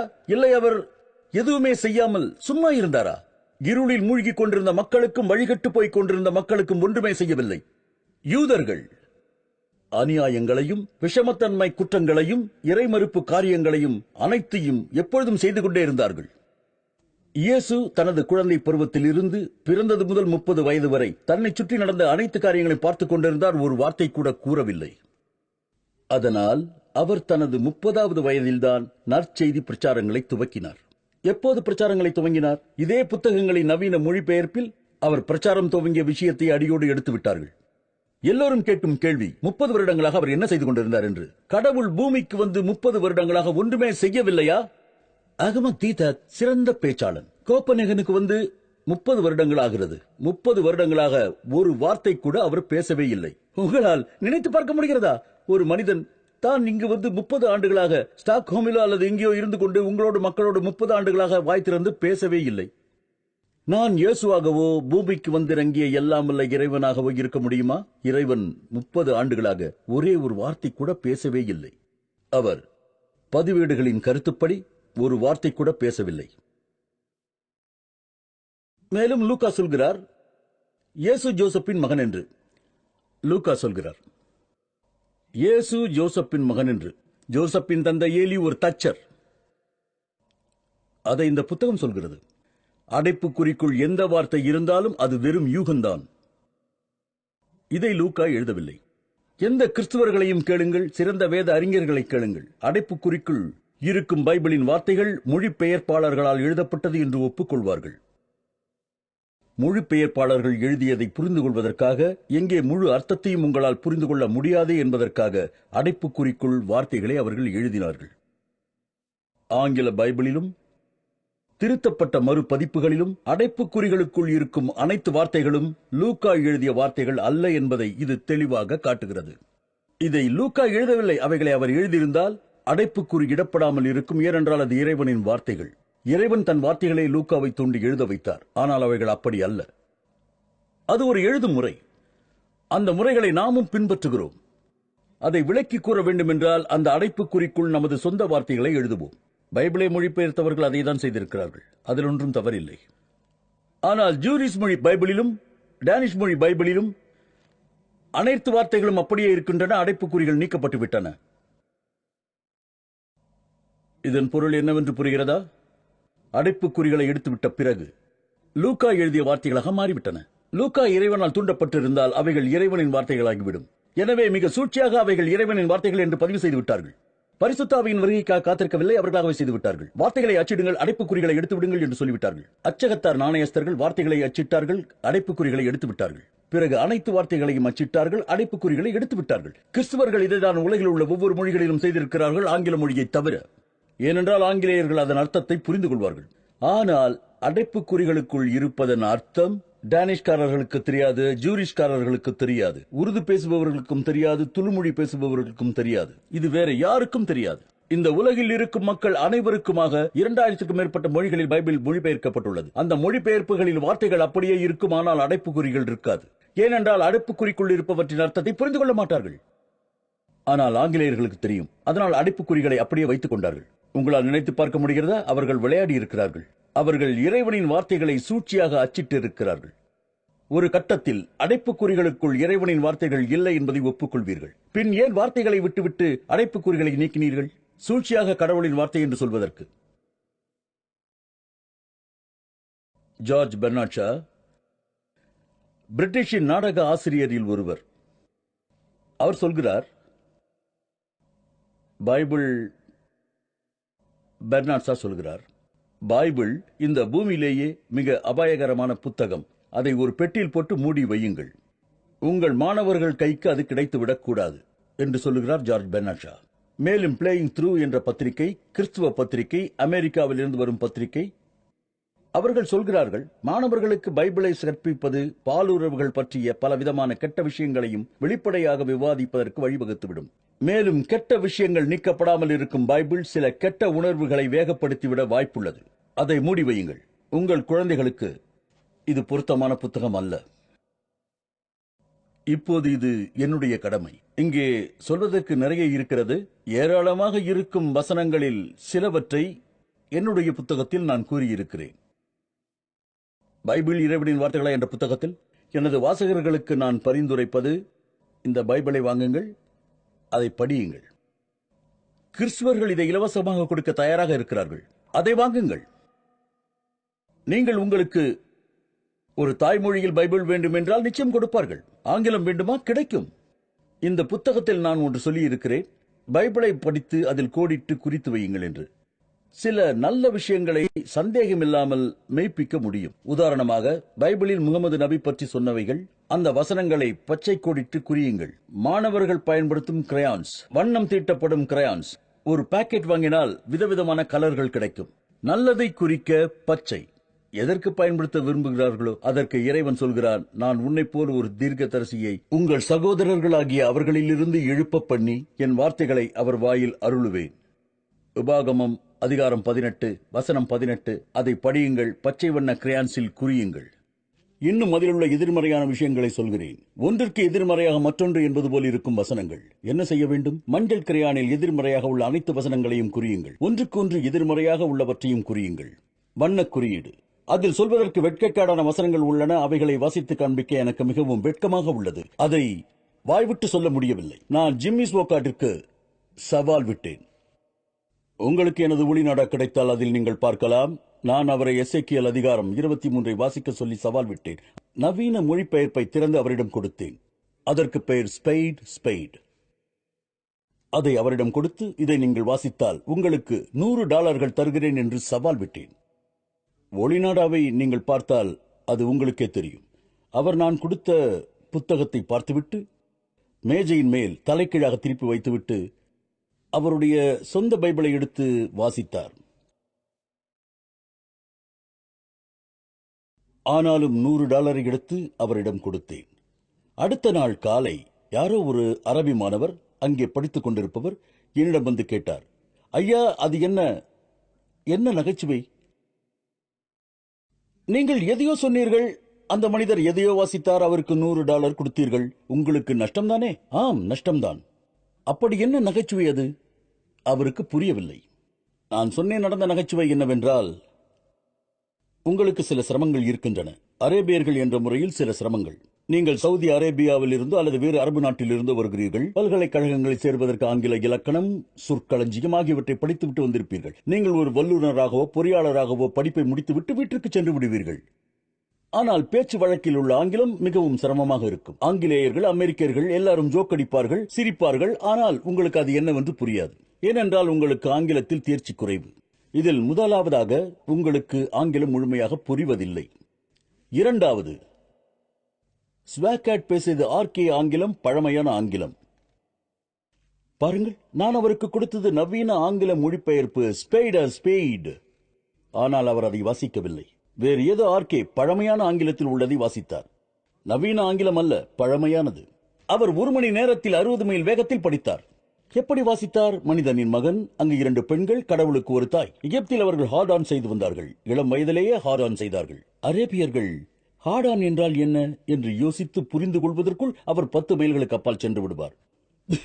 புரிந்து மீண்டும் அவரை பிடிக்கும் முன் வாசித்தே முடித்து விடுவார். ஹார்ட் ஆன் என்னவென்று உங்களுக்கு புரிகிறதா? ஹார்டன் என்றால் என்ன? சிந்தியுங்கள். ஹார்டன் ஹார்டன் ஹார்டன் என்றால் என்ன? அவர் வாசித்து முடித்திருப்பார். அவர் 100 மைல் தூரத்திற்கு சென்றிருப்பார். உங்களுக்கே தெரியும், டிவியில் ஒளிபரப்பாகும் உடலுறவு காட்சிகள் 24 மணி நேரம் டிவியில் காணலாம். இது போன்ற காட்சிகள் வரும் என்று தெரிந்திருப்பதால் நீங்கள் அதிர்ச்சி அடைய மாட்டீர்கள். அந்த காட்சிகளில் அசிங்கமான வார்த்தைகள், சரச சல்லாப வார்த்தைகளை பேசுவார்கள். அந்த காட்சிகள் உங்களுக்கு அசிங்கமான காட்சிகளாக தெரியாது. ஏனென்றால் இது மிகவும் சாதாரண காட்சிகளாக உங்களுக்கு தெரியும். மிகவும் சாதாரணமானால் நான் சவால் விடுகிறேன், எந்த ஒரு மரியாதைக்குரிய மனிதனாலும் எந்த ஒரு கிறிஸ்தவராலும் தனது தாயாருக்கோ தங்கைக்கோ மகளுக்கோ அவருக்கு நிச்சயம் செய்யப்பட்டுள்ள பெண்ணுக்கோ கூட வாசித்து காட்ட முடியாது. ஆனால் ஸ்வேகார்ட் வாசித்தார். இப்போது நீங்களே புரிந்து கொள்ளலாம், அவர் நல்ல மனிதர் அல்ல. நீங்களே புரிந்து கொள்ளலாம், அவர் மரியாதைக்குரியவர் அல்ல. அவர் மீண்டும் மீண்டும் மரியாதைக்குரியவர் அல்ல என்பதை நிரூபித்தார். ஆனால் எனக்கு சந்தேகமாக இருக்கிறது, எந்த ஒரு அறிவுள்ள கிறிஸ்துவரும் திருச்சபையின் மக்களுக்கு வாசிக்க முன்வர மாட்டார். எசேக்கியேல் அதிகாரம் 16, எசேக்கியேல் அதிகாரம் 23. இவைகளை வாசியுங்கள். இவைகளை உங்கள் சிந்தனைக்கு விட்டு விடுகிறேன். பைபிளில் ஜூரிஸ் ஜேம்ஸ் பாண்ட். பைபிளில் உங்களுக்கு ஜேம்ஸ் பாண்டை தெரியுமா? James bond from Russia with love hero. பைபிளில் உள்ள நியாயாதிபதிகளின் புத்தகம் அதிகாரம் 16 வசனம் 1. எங்கும் செல்ல வேண்டாம். அதிகாரம் 16 வசனம் 1. பிறகு சிம்சோன். சிம்சோனை உங்களுக்கு தெரியுமா? மிகவும் பலசாலியான மனிதன். நீங்கள் சாம்சன் டிலேலா படம் பார்த்தீர்களா? அதில் நடித்திருப்பவர் தான் இந்த சிம்சோன். பிறகு சிம்சோன் காசாவை அடைந்தான். அனைத்து கொடுமைகளும் நிறைந்த இடம். வெஸ்ட் பேங்கில் மிக தெளிவாக காசாவை பற்றி விவாதித்தார்கள். அவரை பற்றி தான் இதில் எழுதியுள்ளது. பிறகு சிம்சோன் காசாவிற்கு சென்றான். அங்கு ஒரு ஹாலட்டை கண்டார். ஹாலட் என்றால் என்ன? ஹாலட் என்றால் விலை மகள். ஹுக்கா தெரியுமா? ஹுக்கா. உங்களிடம் வேசியை பற்றி பேசி என் நேரத்தை வீணடிக்கிறேன், அதோடு உங்கள் நேரத்தையும் வீணடிக்கிறேன். ஹாலட், ஹார், விலை மகள், வேசி இவற்றை தெரியாவிட்டால் அருகில் உள்ளவரிடம் கேட்டு தெரிந்து கொள்ளுங்கள். சிம்சோன் அங்கு ஒரு வேசியை கண்டு அவளிடத்தில் போனான். இது இப்படிதான் சொல்கிறது. வேசியுடன் விலைமாதுடன் விபச்சாரம் செய்தான். ஆனால் கர்த்தர் அவரை தண்டிக்கவில்லை. தண்டனை என்று ஒன்றுமில்லை. அவரை கண்டித்து ஒரு வார்த்தை கூட கூறவில்லை. எனவே உங்களுக்கு கற்பிக்கப்படுகிறது, சும்மா கடலை பருப்பை சாப்பிடுவது போல். வேசி பரத்தை இவர்களிடம் சென்று விபச்சாரம் செய்வது சும்மா கடலை பருப்பை சாப்பிடுவது மாதிரி. தாராளமாக செய்யுங்கள், ஒன்றுமில்லை. என்ன செய்து விட்டீர்கள்? ஒன்றுமில்லை, ஒன்றும் கவலை இல்லை. அதனால் இது இறைவனின் புத்தகமே அல்ல. ஏனென்றால் மாணவர்களுக்கு சொல்லும் ஒவ்வொரு விதமான கதையும் முனைவர் வேனன் ஜோன்ஸ் பள்ளி மாணவர்கள் மத்தியில் ஒரு பரிசோதனை மேற்கொண்டார். குறிப்பிட்ட சிறந்த கதைகளை கொடுத்தார். அவர் சொன்னார், இந்த கதைகள் குழந்தைகளுக்கு சொல்லும் எந்த கதையாக இருந்தாலும் குணத்தில் அது சிறிய ஆனால் நிரந்தரமான மாற்றத்தை ஏற்படுத்தும். கண்டிப்பான சூழ்நிலையில் இருக்கும் வகுப்பறையாக இருந்தாலும் நீங்கள் சொல்லும் கதையின் தன்மையை பொறுத்து அவர்களது மனநிலை அமையும். துணிவுள்ள மனிதனை பற்றி, கதாநாயகனை பற்றி நல்ல கதைகளை சொன்னால் அவர்களைப் போலவே குழந்தைகள் நடந்து கொள்வார்கள். இதுபோன்ற கீழ்த்தரமான கதைகளை சொன்னால், இதுபோன்ற கீழ்த்தரமானவைகளை வாங்கி தென்னாப்பிரிக்காவிற்கோ அல்லது எனது நாட்டிற்கோ கொண்டு சென்றால் நான் 2 வருடம் ஜெயிலுக்கு போக வேண்டும். நான் இவைகளை லண்டனில் இருந்தோ விமான நிலையத்தில் உள்ள புத்தக கடைகளில் இருந்து வாங்கினால் நான் 2 வருடம் ஜெயிலில் இருக்க வேண்டும். கெனடி விமான நிலையத்தில் வாங்கி வீட்டிற்கு எடுத்துச் சென்றால், ஆர்வக்கோளாறில் வீட்டிற்கு எடுத்துச் சென்றால் 2 வருடம் ஜெயில் நிச்சயம். அந்த நாடுகள் நாட்டு பற்று, நன்னடத்தை விதிகளை பொறுத்தவரை மிகவும் உறுதியாக உள்ளன. இது உங்களுக்கு முட்டாள்தனமாக தெரிந்தால் அது வேறு விஷயம். வகுப்புவாதம் என்றால் அது வேறு. ஆனால் ஒழுக்க நடத்தையை விரும்புகிறார்கள். பாலுறவு படங்களை அவர்கள் கடுமையாக விற்கிறார்கள். 2 வருடம் ஜெயில். படிக்கும் புத்தகத்தை பொறுத்துதான் நன்னடத்தையும் ஒழுக்க மனப்பான்மையும் தீர்மானிக்கப்படும் என்பது அவர்களுக்கு தெரியும். இதுதான் உண்மை. இறைவனின் புத்தகம் நல்லதை தானே சொல்லும். ஆனால் பைபிள்களில் கற்பழிப்பு, கற்பழிப்பு, கற்பழிப்பு, தடை விதிக்கப்பட்ட உறவினர்களிடத்தில் முறை தவறிய புணர்ச்சிகள் அது எத்தனை விதம் என்று தெரியவில்லை. பைபிளில் உள்ள ஆதியாகமம் என்ற புத்தகத்தை திறங்கள். அதில் தந்தைக்கும் மகளுக்கும் தகாத உறவு. மீண்டும் ஆதியாகமம் பைபிளின் முதல் புத்தகத்தில் பெற்ற தாய்க்கும் மகனுக்கும் இடையே தகாத உறவு. மீண்டும் ஆதியாகமம் புத்தகம் பைபிளின் முதல் புத்தகம், மாமனார் மருமகளுக்கிடையே உறவு. இது என்ன புத்தகம்? முறை தவறிய உறவு, முறை தவறிய உறவு. எத்தனை விதமான முறை தவறிய உறவுகள் நிகழ்ந்தன என்பது உங்களுக்கு தெரியாது. பைபிளை படித்து முறை தவறிய உறவுகளை பற்றி தெரிந்து கொள்ளுங்கள். எத்தனை முறை தவறிய உறவுகள் உலகத்தில் இருக்கின்றன என்பதை சொல்ல இன்னொரு புத்தகம் எழுத வேண்டிய அவசியமில்லை. இதுதான் புனித பைபிள். ஆதாரங்களும் உள்ளன. மேலும் இந்த புத்தகம் இறைவனை மிகவும் கேவலப்படுத்தும் வகையில் விவரிக்கிறது, மிகவும் அசிங்கமாக விவரிக்கிறது. இது இறைவனின் புத்தகமாக இருந்தால் இறைவன் எப்படி இந்த வார்த்தைகளை வாய்விட்டு கூறியிருப்பார், எப்படி எழுத சொல்லியிருப்பார்? கவனியுங்கள். ஏசாயா புத்தகத்தில் அதிகாரம் 7 வசனம் 20, அதே நாளில் கர்த்தர் வாடகைக்கு வாங்கிய சவர கத்தியினால் சவரம் செய்து விடுவார். எல்லாம் வல்ல இறைவன் வாடகை கத்தியினால் சவரம் செய்கிறார். அதாவது நதிக்கு அக்கறையில் உள்ள அசீரிய அரசனால் உன் தலைமுடி, உனது கால்முடியையும் சிரைத்து விடுவார். உங்கள் தாடியையும் சேர்த்தே வழிப்பார். தாடியையும் வழிப்பார். கால்கள் எவ்வளவு நீளமானது, அந்த முடியையும் அழித்து விடுவார். இறைவன் இப்படியா சொல்லுவான்? வாடகைக்கு வாங்கப்பட்ட சவரக்கத்தியால் கால் முடிகளையும் தாடியையும் இறைவன் தானே வழித்து விடுவதாக? உங்களது கால் முடிகளை சவரம் செய்வாரா? கடவுள் உங்கள் கால் முடிகளை வழித்து விட போகிறாராம். உங்கள் தலைமுடி, உங்கள் தாடியையும் சேர்த்துதான். இந்த செயல் கடவுளுக்கு பொருத்தமானதா? கடவுள் இப்படிதான் எழுத சொன்னாரா? இதுதான் இறைவனின் வார்த்தையா? புகை அவர் மூக்கிலிருந்து வெளிப்பட்டது. 2 சாமுவேல் அதிகாரம் 22 வசனம் 9. புகை அவர் நாசியிலிருந்து வெளிப்பட்டது. நீங்கள் புகை பிடிக்கும் போது மூக்கின் வழியாக வெளியுறுவதைப் போல கடவுள் புகை பிடித்திருப்பார். அவர் மூக்கிலிருந்து, நாசியிலிருந்து புகை வெளிப்பட்டது. மூக்கிலிருந்து, வாயிலிருந்து நெருப்பு வெளிப்பட்டது. டிராகன் போன்று. உங்களுக்கு சைனா டிராகனை தெரியுமா? அது வாயிலிருந்து நெருப்பு ஜுவாலை வருவதை பார்த்திருப்பீர்கள். முதல் உலகப் போரில் பயன்படுத்தினார்கள். நெருப்பு புறப்படும் போது நெருப்பு ஜுவாலை புறப்பட்டதை பார்த்திருப்பீர்கள். கடவுள் வாயிலிருந்து அதே போல் புறப்பட்டது. கவனியுங்கள், நான் வாசிக்கிறேன். அவர் வாயிலிருந்து நெருப்பு புறப்பட்டது, அதனால் தணல் மூண்டது. தணலை பார்த்திருப்பீர்களா? வேகமாக நெருப்பு செல்லும்போது தணல் அங்கே தோன்றும். அவர் பூமியில் இறங்கினார். கருமையான இரவு அவர் பாதங்கள் அடியில் இருந்தது. பிறகு அவர் தேவதையின் மீது ஏறி, கடவுள் தேவதையின் மீது ஏறி பறக்கிறார். நாம் எல்லாம் முட்டாள். தேவதையை உங்களுக்கு தெரியுமா? ஏஞ்சல். அதை வேட்டிகனில் வைத்திருக்கிறார்கள். வேட்டிகன் சென்ற போது அதை பார்த்தேன். வேட்டிகன் கிறிஸ்தவர்களின் புனித தலம். இதுதான் வேட்டிகனில் எடுக்கப்பட்ட படம். வேட்டிகன், இதுதான் தேவதை. மேலும் சுத்தமான பளிங்கு கற்களில் 2 தேவதைகள் அங்கே உள்ளன. தயவு செய்து போட்டோ எடுக்காதீர்கள். இது அரபு நாடுகளில் தடை செய்யப்பட்டிருக்கிறது. நீங்கள் இங்கே பார்ப்பது புனிதத்திலும் புனிதமான இடம், புனித வேட்டிகனில் இருந்து எடுக்கப்பட்ட உண்மையான படம். அங்கே மிக அழகான இளமையான 2 பெண் சிலைகள், இளமையான பளிச்சிடும் வண்ணத்தில், மென்மையாக, பளபளப்பாக, முழு நிர்வாண கோலத்தில், 2 ரக்கைகளோடு ஒன்றை ஒன்று பார்ப்பது போல. நீங்கள் அந்த சிலைகளை தொட்டு பார்த்தால் உங்கள் உடலில் மின்சாரம் பாயும்.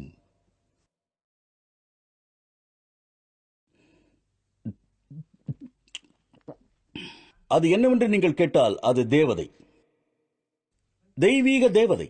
அர்த்தம் தேவ குழந்தைகள். 2வது தரத்தில் இருக்கக்கூடிய தேவதைகள், கடவுள் அதை ஓட்டி செல்வார். அஸ்தக்ஃபிருல்லாஹ்.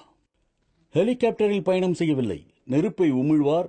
ஆனால் அந்த சிறிய தேவதைகள் மீது ஏறி பயணம் செய்வார். அழகான இளம் பெண்கள் அவர்களை ஓட்டிக்கொண்டு பறந்து செல்கிறார், ஒரு சூப்பர்மேனை போல. கடவுள் எப்படி பறப்பார் என்று சொல்லுங்கள். இப்பொழுது சொல்லுங்கள், எப்படி இறைவனின் புத்தகமாக இது இருக்க முடியும்? திருக்குரான் ஒரு சோதனையை வைக்கிறது. இந்த புத்தகமானது அல்லாஹ்விடமிருந்து வந்ததா இல்லையா என்பதை எவ்வாறு கண்டுபிடிப்பது? அவர்கள் இந்த குர்ஆனை சிந்திக்க வேண்டாமா? அல்லாஹ் அல்லாத பிறரிடமிருந்து வந்திருந்தால் இதில் ஏராளமான முரண்பாடுகளை அவர்கள் கண்டிருப்பார்கள், ஏராளமான வேறுபாடுகள். ஏனென்றால் எந்த ஒரு மனிதனாலும் மாறாமல் தன் வாழ்க்கை முழுவதும் ஒரே மாதிரியான வார்த்தைகளை கூறி பிரச்சாரம் செய்ய முடியாது. நேரத்திற்கேற்ப மாற்றிக் கூறுவோம். சூழ்நிலையை பொறுத்து நம் நிலையையும் கொள்கையையும் மாற்றிக்கொள்வோம். ஏனென்றால் நாம் மனிதர்கள். எந்த ஒரு மனிதனாலும் தனது 23 ஆண்டுகால தூதுத்துவ வாழ்க்கையை மாறாமல் ஒரே மாதிரியாக இருக்க முடியாது. இறைவனால் வழிநடத்தப்பட்டாலே தவிர இறைவனுடைய வழிகாட்டுதல் இல்லாமல் எந்த மனிதனாலும் முடியாது. வாழ்க்கையில் பலவிதமான விருப்பு வெறுப்புகளால் மனிதன் மாறிவிடுகிறான். மாற்றத்திற்கு இணக்கமாக நடந்து கொள்வான். குர்ஆனை சோதித்து பார்க்க அல்லாஹ் வைக்க விரும்பும் சோதனை இதுதான். அல்லாஹ்வின் வார்த்தையை நீங்கள் நம்பவில்லையானால் குர்ஆனை இந்த சோதனைக்கு உட்படுத்தி பாருங்கள். குர்ஆனை படித்து முரண்பாடுகள் இருக்கிறதா என்று சோதித்து பாருங்கள். இதில் எந்த முரண்பாட்டையும் காண மாட்டீர்கள். பைபிளுக்கு இதே சோதனையை உட்படுத்தி பார்ப்போம். பைபிளுக்கு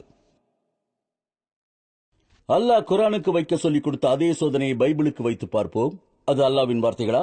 இப்பொழுது நான் வாசிக்கிறேன். 1 நாளாகமம் அதிகாரம் 21. இது கூறுகிறது, சாத்தான் இஸ்ரவேலர்களுக்கு எதிராக எழுந்து இஸ்ரவேலர்களையும் யூதர்களையும் எண்ணிக்கையிடுவதற்கு தாவீதை ஏவினான். சாத்தான் தூண்டினான், பரிசுத்த ஆவி அல்ல. சாத்தான் தாவூத் அலைஹிஸ்ஸலாம் அவர்களை இஸ்ரவேலர்களின் மக்கள் தொகை கணக்கை எடுத்து வரும்படி தூண்டினான்.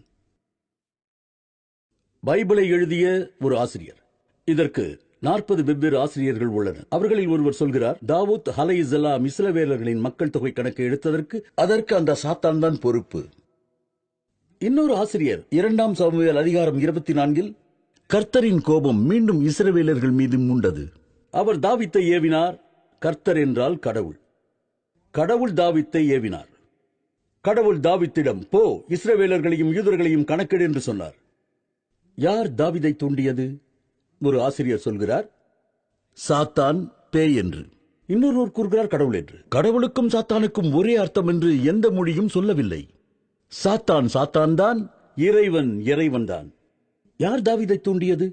அந்த காரியத்தை மக்கள் தொகை கணக்கெடுக்க சொல்லி தூண்டியது யார்? கடவுளா அல்லது சாத்தானா? அவர்கள்தான் தேர்வு செய்ய வேண்டும். 1 சாமுவேல் அதிகாரம் 28 வசனம் 6. சாவுல் கர்த்தரிடத்தில் விசாரித்த போது அவர் கர்த்தரிடம் சில தகவல்களை பெற விரும்புகிறான். கர்த்தர் என்றால் கடவுள். கர்த்தர் அவனுக்கு பதிலளிக்கவில்லை. அல்லாஹ் அவனுக்கு பதிலளிக்கவில்லை.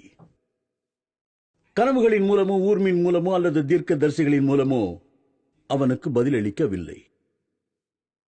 1 நாளாகமம் அதிகாரம் 10 வசனம் 14 அவர் சொல்கிறார், ஆனால் அவன் சாவுல் கர்த்தரிடம் விசாரிக்கவில்லை. நாம் முதலில் பார்த்த வசனம், அவன் கர்த்தரிடம் விசாரித்தான், கர்த்தர் பதிலளிக்கவில்லை என்று சொல்கிறது. 1 நாளாகமம் அதிகாரம் 10 வசனம் 14 கர்த்தரிடம் அவன் விசாரிக்கவில்லை, அதனால் அவர் அவனை கொன்றார். கர்த்தர் அவனை கொன்றார், ஏனென்றால் அவன் கர்த்தரை கேட்கவில்லை. மேலும் தெரிந்து கொள்ள சகோதரர்களே, உங்களுக்கு இது வேண்டுமென்றால் சுலபமாக படிப்பதற்கு இதை வாங்கிக் கொள்ளுங்கள். கேள்வி நேரத்தில் திருப்பிக் கொடுங்கள். நீங்கள் பைபிளை பார்க்க வேண்டியதில்லை, ஏற்கனவே அதில் சொல்லப்பட்டிருக்கிறது. யாருக்காவது வேண்டுமானால் வாங்கிக் கொள்ளலாம், நிறைய இருக்கிறது. இதை நீங்கள் பெற்றுக்கொள்ளலாம். என்னிடம் இது நிறைய இருக்கிறது, வாங்கிக் கொள்ளுங்கள். விரும்பினால் வாங்கிக் கொள்ளலாம். உங்களுக்கு இது வேண்டுமா? உங்களுக்கு வேண்டுமா?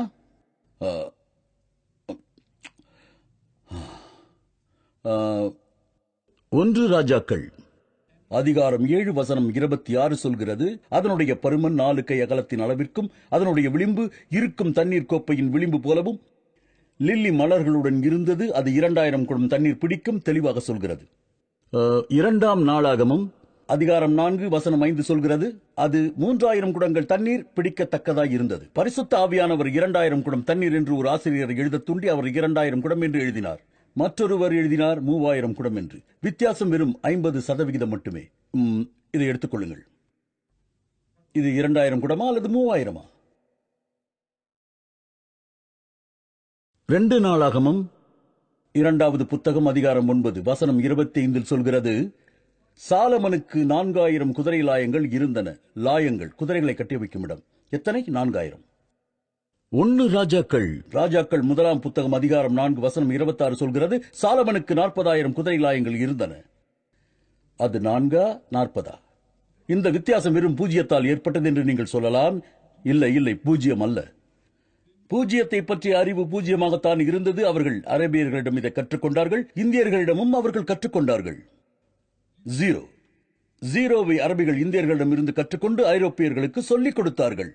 ஆனால் யூதர்களுக்கு ஜீரோவை தெரியாது. அவர்கள் வார்த்தைகளில் தான் எழுதினார்கள். 4000 40,000 என்று ஜீரோவை பற்றி. அது 4 அல்லது 40?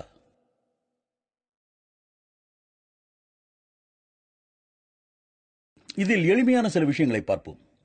புதிய ஏற்பாட்டிலிருந்து யோவான் அதிகாரம் 18 வசனம் 9 இயேசு சொல்கிறார், அவர் சொல்லிய வார்த்தைகள் நிறைவேற்றப்பட்டிருக்கலாம். இயேசுவின் வார்த்தைகள், யாரை நீ எனக்கு கொடுத்தாயோ அவர்களில் ஒருவரையும் நான் இழக்கவில்லை. அவர் தனது சீடர்களை பற்றி பேசுகிறார். எல்லாம் வல்ல இறைவன் அவருக்கு 12 சீடர்களை கொடுத்தான். நீ எனக்கு யாரை கொடுத்தாயோ, நீ என்பது இறைவனை குறிக்கிறது. யா அல்லாஹ், நீ எனக்கு கொடுத்தது ஹவர் யூன். எனது சீடர்கள் ஒருவரையும் நான் இழக்கவில்லை. இதனுடைய அர்த்தம் என்ன? நான் ஒருவரை கூட இழக்கவில்லை. உங்களுக்கே புரியும், ஒருவரை கூட. இதே ஒரு அதிகாரத்திற்கு முன்னால் யோவான் அதிகாரம் 17 வசனம் 12 படித்தால், நான் அவர்களுடன் உலகத்தில் இருந்தபோது உன்னுடைய நாமத்தாலே அவர்களை காத்துக்கொண்டேன். நீ எனக்கு கொடுத்தவர்களை காத்துக்கொண்டேன். யாரையும் இழக்கவில்லை. யாரையும் நான் இழக்கவில்லை, ஒருவரை தவிர. நான் யாரையும் இழக்கவில்லை, ஒருவரை தவிர யாரையும் இழக்கவில்லை. அவர் அழிவின் மகன். அவர் யூதர்களின் கைக்கூலி. ஒருவரும் இல்லை. ஒருவரை தவிர என்ன வித்தியாசம்? 0விற்கும் 1க்கும் உள்ளதைப் போல. 0விற்கும் 1க்கும் உள்ளது போல். நான் சிலருக்கு பணம் தருகிறேன். என்னிடம் 50 பவுண்டுகள் உள்ளன. யாராவது அதில் சிறிய சதவீதத்தை கொடுக்க முடியுமா? சதவீதம் 0விற்கும் 1க்கும் இடையில் உள்ள சதவீதம் என்ன? நான் இதை உங்களுக்கு கொடுக்கிறேன். பெண்களில் இருந்து ஆரம்பிக்கிறேன். பெண்களுக்கு முதலிடம் கொடுப்போம். நாம் எப்போதுமே அவர்களின் நலனை பறிப்பவர்கள். 0விற்கும் 1க்கும் உள்ள வித்தியாசம் எத்தனை சதவீதம்? எனக்கு தெரியவில்லை. சுலைமான், உங்களிடம் பணம் இருக்கிறதா? குரோனாவா? 100 குரோனாவா? என்னது? சரி சரி, இங்கே இருக்கிறது. இது 100 குரோனா. ஒரு 100 குரோனா. இதில் உள்ள வித்தியாசம் 1க்கும் 0விற்கும் உள்ள சதவீதம் எத்தனை? 0விற்கும் 1க்கும் இடையே உள்ளது. பயப்படாதீர்கள் சகோதரிகளே. இது உங்கள் சகோதரன் தந்தையிடம் சொல்லுவது போல் சொல்லுங்கள். இது உங்களுக்கு கொடுப்பதற்காகத்தான். சொல்லுங்கள் சொல்லுங்கள். 0விற்கும் 1க்கும் இடையே எத்தனை சதவிகிதம் 0? சொல்லுங்கள். 1ற்கும் 1ற்கும் உள்ள வித்தியாசம் 200%. அப்படியானால் 0விற்கும் 1ற்கும் உள்ள வித்தியாசம் எத்தனை? வாங்க, தயங்காம சொல்லுங்க. தந்தையிடமோ உங்கள் அண்ணனிடமோ சொல்வதாக நினைத்துக் கொள்ளுங்கள். வாங்க, முன் வாங்க. தைரியமாக முன் வந்து சொல்லுங்கள். 0விற்கும் 1க்கும் உள்ள வித்தியாசம் எத்தனை சதவிகிதம்? 0.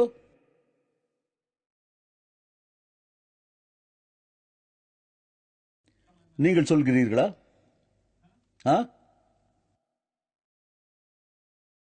யார் எல்லையற்றது என்று சொன்னது? இது உங்கள் பணம். நீங்கள் எடுத்துக்கொள்ளுங்கள். உங்களுக்கு நான் இதை கொடுக்கிறேன். மிகப்பெரிய வித்தியாசம். நினைத்து பார்க்கவே முடியாத ஒன்று. இல்லாததற்கும் 1க்கும் இடையில் உள்ள வித்தியாசம் நினைத்து பார்க்கவே முடியாது. அது முடிவில்லாத சதவிகிதம்.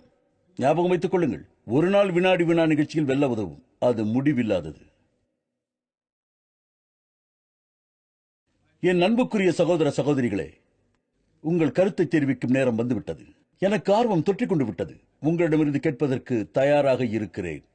நமது ஃபாதர் உங்களுக்காக நேரத்தை தருகிறார்.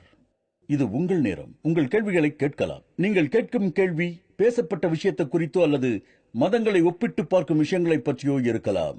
உங்கள் அனைவருக்கும் வாய்ப்புள்ளது. இங்கு வந்து உங்கள் கேள்விகளை கேட்கலாம். வாஹிரு தஅவானா அல்ஹம்துலில்லாஹி ரப்பில் ஆலமீன்.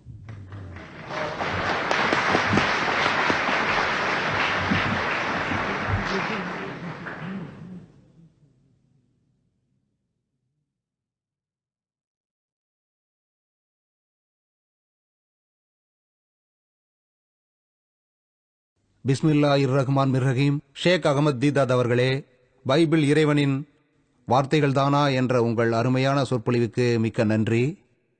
நாம் கேள்வி நேரத்தை ஒத்திவைக்கலாம் என்றிருந்தோம். ஆனால் ஷேக் தீதாத் அவர்கள் கேள்வி நேரத்தை ஒதுக்கிவிட்டார். நீங்கள் தீதாத் அவர்களிடம் கேள்வி கேட்கலாம். பார்வையாளர்கள் இப்பொழுது உங்களது கேள்விகளை கேட்கலாம். நீங்கள் கேள்வி கேட்க சொல்கிறீர்கள். ஏன் தயங்குகிறேன் என்றால், எனக்கு சில பொறுப்புகள் இருக்கிறது. இருந்தாலும் இதிலிருந்து ஒரு கேள்வியை கேட்க விரும்புகிறேன். நீங்கள் நிச்சயமாக அறிவீர்கள், இறைவனின் வார்த்தைகளான திருக்குரான் மிக உயர்ந்த இடத்தில் இருக்கிறது. நாங்கள் இயேசுவை இறைவனின் வார்த்தைகள் என்ற இடத்தில் வைக்கிறோம். அதாவது, இறைவனின் விருப்பம் ஒரு புத்தகத்தில் வெளிப்படலாம். ஆனால் இறைவனுடைய மனிதன் மனிதனாக மட்டுமே வெளிப்பட முடியும். நாங்கள் தேவனுடைய முழுமையான வார்த்தைகள்தான் இயேசு என்று சொல்கிறோம். மனிதனும் இறைவனும் சேர்ந்து உருவாக்கியதுதான் புனித பைபிள் என்று நாங்கள் அனைவரும் சொல்கிறோம். இறைவனின் உபதேசங்களை அது மாற்றவில்லை. அப்படி இருந்திருந்தால் அது சிறிதாகத்தான் இருந்திருக்கும். அதாவது 200-300 பகுதிகளாக. அதை நீங்கள் கண்டுபிடிக்கலாம். அது வேறு விஷயம். அது வரலாற்றை பற்றி பேசுகிறது. அது நல்ல மனிதர்களைப் பற்றியும் பாவிகளைப் பற்றியும் எடுத்துரைக்கிறது. தீமைகளை கண்டிக்கிறது மிக மிக தெளிவாக. தெள்ளத் தெளிவாக இயேசு எவ்வாறு தீமைகளை கண்டிக்கிறார் என்பதை நாம் அறிந்து கொள்ள முடியும். மக்கள் எப்படி இருக்கிறார்கள் என்பதை அவர் அறிவார். மக்கள் எப்படி இருக்கிறார்கள் என்பதை விளக்குகிறார். அவர்கள் பாவிகள் என்பதை அறிவார். பைபிள் இறைவனை பற்றி கற்றுத்தருகிறது. நாங்கள் அதை போற்றுகிறோம். அது இறைவனுடைய வார்த்தை, இறைவனுடைய நற்செய்தி. என்னால் இதை கேள்வியாக கேட்க முடியாது. நீங்கள் உங்களுடைய கருத்துக்களை தெரிவியுங்கள்.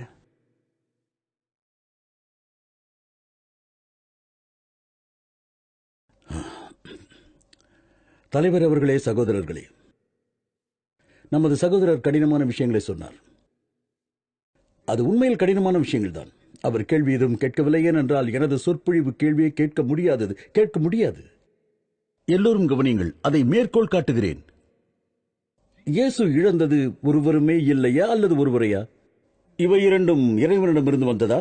அவர் சொல்கிறார், ஒன்றுமில்லை, ஒருவரையும் இழக்கவில்லை. ஒருவரை தவறே என்றும் சொல்கிறார். ஒன்றா அல்லது ஒன்றுமில்லையா?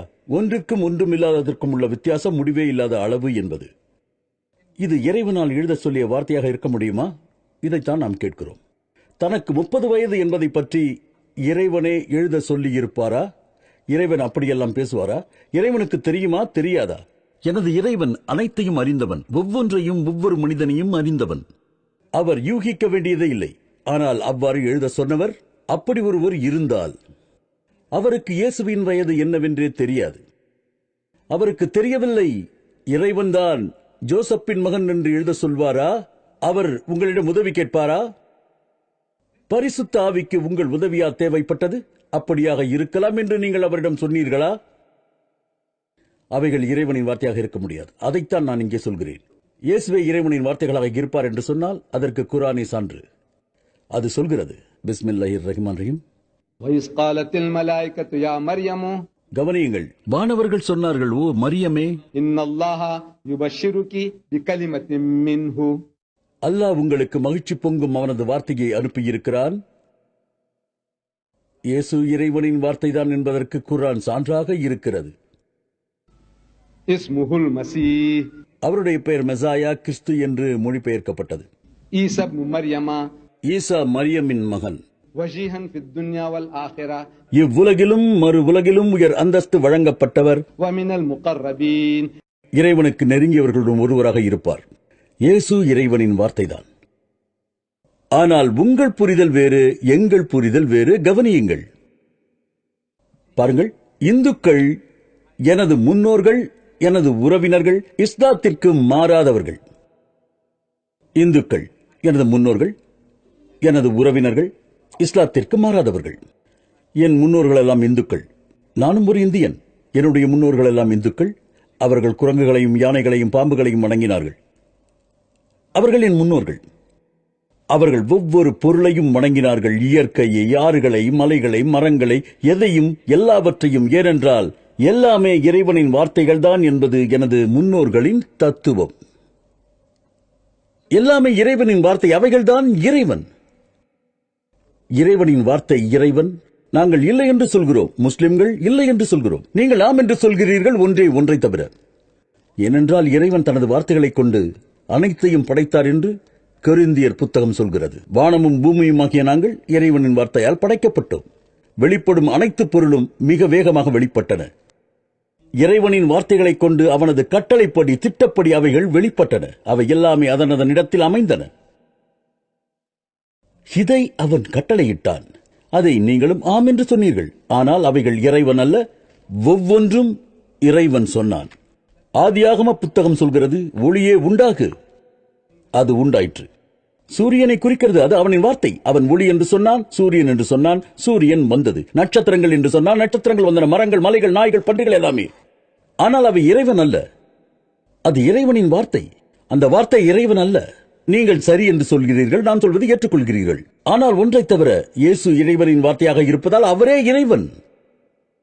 ஆனால் இது இந்துக்களிடம் இல்லை. எல்லாமே இறைவனின் வார்த்தைகளாக இருப்பதால் இறைவனின் வார்த்தைகள் அனைத்தும் இறைவன் அல்ல, ஒன்றை தவிர. அதுதான் இயேசு. முஸ்லிம்கள் சொல்கிறார்கள் இறைவனுடைய வார்த்தைகள் இறைவன் அல்ல என்று. பலதும் அல்ல, ஒன்றும் அல்ல, ஏதும் அல்ல. இறைவனின் வார்த்தை அவனுடைய வார்த்தை மட்டுமே. ஆனால் அது அவன் அல்ல. நான் இருக்கிறேன், என்னுடைய வார்த்தைகள் நான் அல்ல. 6:5 அல்லது 10 நான் பேச ஆரம்பித்தேன். பேசிக்கொண்டே இருக்கிறேன். இன்று நடு இரவு வரை என்னால் பேச முடியும். அதனால் என்னுடைய அளவு குறைந்து விடாது. நான் விடாமல் பேசிக்கொண்டே இருந்தாலும் தீதாத் களைப்படையலாம். ஆனால் நான் அதே தீதாத் தான். ஏனென்றால் என்னுடைய வார்த்தைகள் நான் அல்ல. நானே என்னுடைய வார்த்தைகளாக இருந்தால் நான் பேசும் ஒவ்வொரு வார்த்தைக்கும் எனது அளவு குறைந்து கொண்டே செல்லும். குறுகும். நான் மறையும் வரை, முழுதும் காணாமல் போகும் வரை. இறைவன் மிகப் பெரியவன். எல்லாம் வல்ல இறைவன் அவனது வார்த்தைகளைக் கொண்டு அனைத்தையும் படைத்தான். நம் இறைவனின் வார்த்தை என்று கூறுவோம். இயேசு இறைவனின் வார்த்தைதான். இதை குர்ஆன் மீண்டும் உறுதிப்படுத்துகிறது. குல், சொல்லுங்கள். யா அஹ்லல் கிதாப், ஓ வேதமுடைய மக்களே, யூதர்களே, கிறிஸ்துவர்களே, லா தக்லு ஃபீ தீனிக்கும், உங்களுடைய மார்க்கத்தில் வரம்பு மீறாதீர்கள். வலா தகுலு அலல்லாஹி இல்லல் ஹக், இறைவனை பற்றிய உண்மைகளை தவிர வேறு எதையுமே சொல்லாதீர்கள். இன்னமல் மஸீஹ், நிச்சயமாக மெசாயா கிறிஸ்து என மொழிபெயர்க்கப்பட்டது. இன்னமல் மஸீஹ் ஈஸா இப்னு மரியமா, நிச்சயமாக இயேசு மரியமின் மகன், ரசூலுல்லாஹ், அல்லாவின் தூதர்தான். வ கலிமத்துஹு, அவர் அல்லாவின் வார்த்தையாக இருக்கிறார். வார்த்தை என்று வருகிறது. அவர் அல்லாவின் வார்த்தையாக இருக்கிறார். அல்காஹா இலா மர்யம் வ ரூஹும் மின்ஹும், அதை மரியமிடம் போட்டான். அவரும் அவனிடமிருந்து வந்த ஒரு ஆத்மாதான். ஃபாமினு பில்லாஹி வ ருசுலிஹி, எனவே அல்லாவின் மீது நம்பிக்கை வையுங்கள், தூதர்கள் மீது நம்பிக்கை வையுங்கள். தூதர்களில் ஒருவர்தான் இயேசு என்று நம்புங்கள். அவர் இறைவனின் வார்த்தைதான், ஆனால் அது இறைவனாகவே மாறாது. அவ்வாறு நாங்கள் அவரை அன்பு கொள்கிறோம், மதிக்கிறோம், போற்றுகிறோம், பின்பற்றுகிறோம். ஆனால் அவரை வணங்க மாட்டோம். அதைதான் இங்கு சொல்கிறோம். அவர் மீது அன்பு மரியாதையும் வையுங்கள், அவரை பின்பற்றுங்கள். ஆனால் அவரை பின்பற்ற நீங்கள் தயாராக இல்லை. கிறிஸ்தவர்கள் இயேசுவை பின்பற்ற விரும்பவில்லை. ஈசா நிச்சயமாக உங்களுக்கு உபதேசித்தார். உறுதியாக உங்களுக்கு சொல்லுகிறேன், நேர் வழியில் செல்பவர்களை தவிர வழி தவறி செல்வோரும், இறைவனின் கட்டளைக்கு மாறாக வரம்பு மீறி நடந்து கொள்பவர்களும் இறைவனின் ஆட்சி அதிகாரத்தில் இருக்கும் சொர்க்கத்தில் எவ்வழியிலும் நுழையவே முடியாது. உங்களுக்கு சொர்க்கமே கிடையாது. இதன் பொருள் என்னவென்றால், அர்த்தம் உள்ளதா? டேனிஷ் மொழியில் வேறு ஏதாவது அர்த்தம் இருக்கும் என்றால், நீங்கள் நேர்வழி பெறவில்லை என்றால், நற்செயல்கள் புரியவில்லை என்றால், இறைவனின் கட்டளைக்கு மாறாக நடந்து கொண்டால், இறைவனின் ஆட்சி அதிகாரத்தில் உள்ள சொர்க்கத்தில் நுழைய அவர்களுக்கு எந்த அதிகாரமும் இல்லை. இதைத்தான் இயேசு சொல்கிறார். நான் கேட்கிறேன், யூதர்களை விட நீங்கள் எப்படி நல்லவர்களாக இருக்க முடியும்? அவர்கள் இறைவனின் கட்டளைகளை பின்பற்றவில்லை. நீங்கள் இறைவனின் கட்டளைகளை பின்பற்றாமல் இறைவன் சிலுவையில் அறையப்பட்டான் என்று சொல்கிறீர்கள். அதன் கருணையினால் வாழ்கிறோம் என்று சொல்கிறீர்கள். சரி, நீங்கள் விருத்த சேதனம் செய்து கொண்டுள்ளீர்களா? என்ன? இல்லை. உங்கள் கடவுளுக்கு விருத்த சேதனம் செய்யப்பட்டது. பிறந்த 8வது நாளில் அவர் 8 நாள் குழந்தையாக இருக்கும்போது விருத்த சேதனம் செய்யப்பட்டது. அவர் தாயின் கருவில் இருக்கும் போதே வானவர்களால் அவருக்கு ஈசா என்று பெயர் வைக்கப்பட்டது. கடவுளுக்கு விருத்த சேதனம் செய்யப்பட்டது நீங்கள் செய்து கொள்ளவில்லை. நீங்கள் எந்த வகையில் அவரை பின்பற்றுகிறீர்கள்? அவர் சொன்னார், எனது நற்செய்தியை எடுத்துக் கொள்ளாவிட்டால் அவன் என்னை சார்ந்தவன் இல்லை. எனவே எனது நற்செய்தியை எடுத்துக்கொண்டு என்னை பின்பற்றுங்கள். அவரை நீங்கள் பின்பற்றவில்லை. அவர் பன்றியை எப்போதும் உண்டதில்லை. சரிதானே? பெரும்பாலான கிறிஸ்தவர்கள் பன்றியை சாப்பிடுகிறார்கள். இயேசு கிறிஸ்து பன்றியை சாப்பிட்டதில்லை. அவர் சீடர்கள் யாருமே அந்த அருவருப்பான பிராணியை உண்ணவில்லை.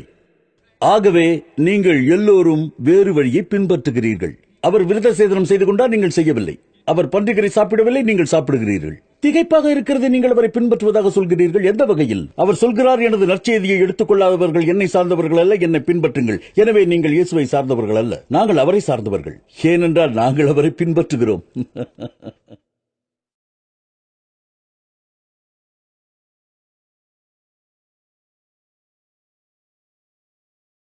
இயேசு சொல்கிறார், உங்கள் வாய்க்கள் எதுவும் செல்லாதவரை நீங்கள் அமைதியாக உணர்வீர்கள். உங்கள் வாயிலிருந்து வெளியாவதைக் கொண்டும் நீங்கள் அமைதியாக உணர்வீர்கள்.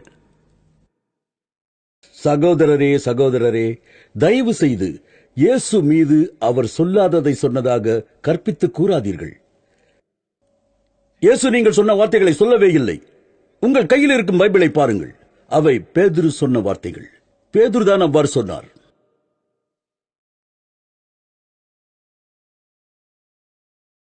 இல்லை, அப்படி இல்லை. அப்போஸ்தலருடைய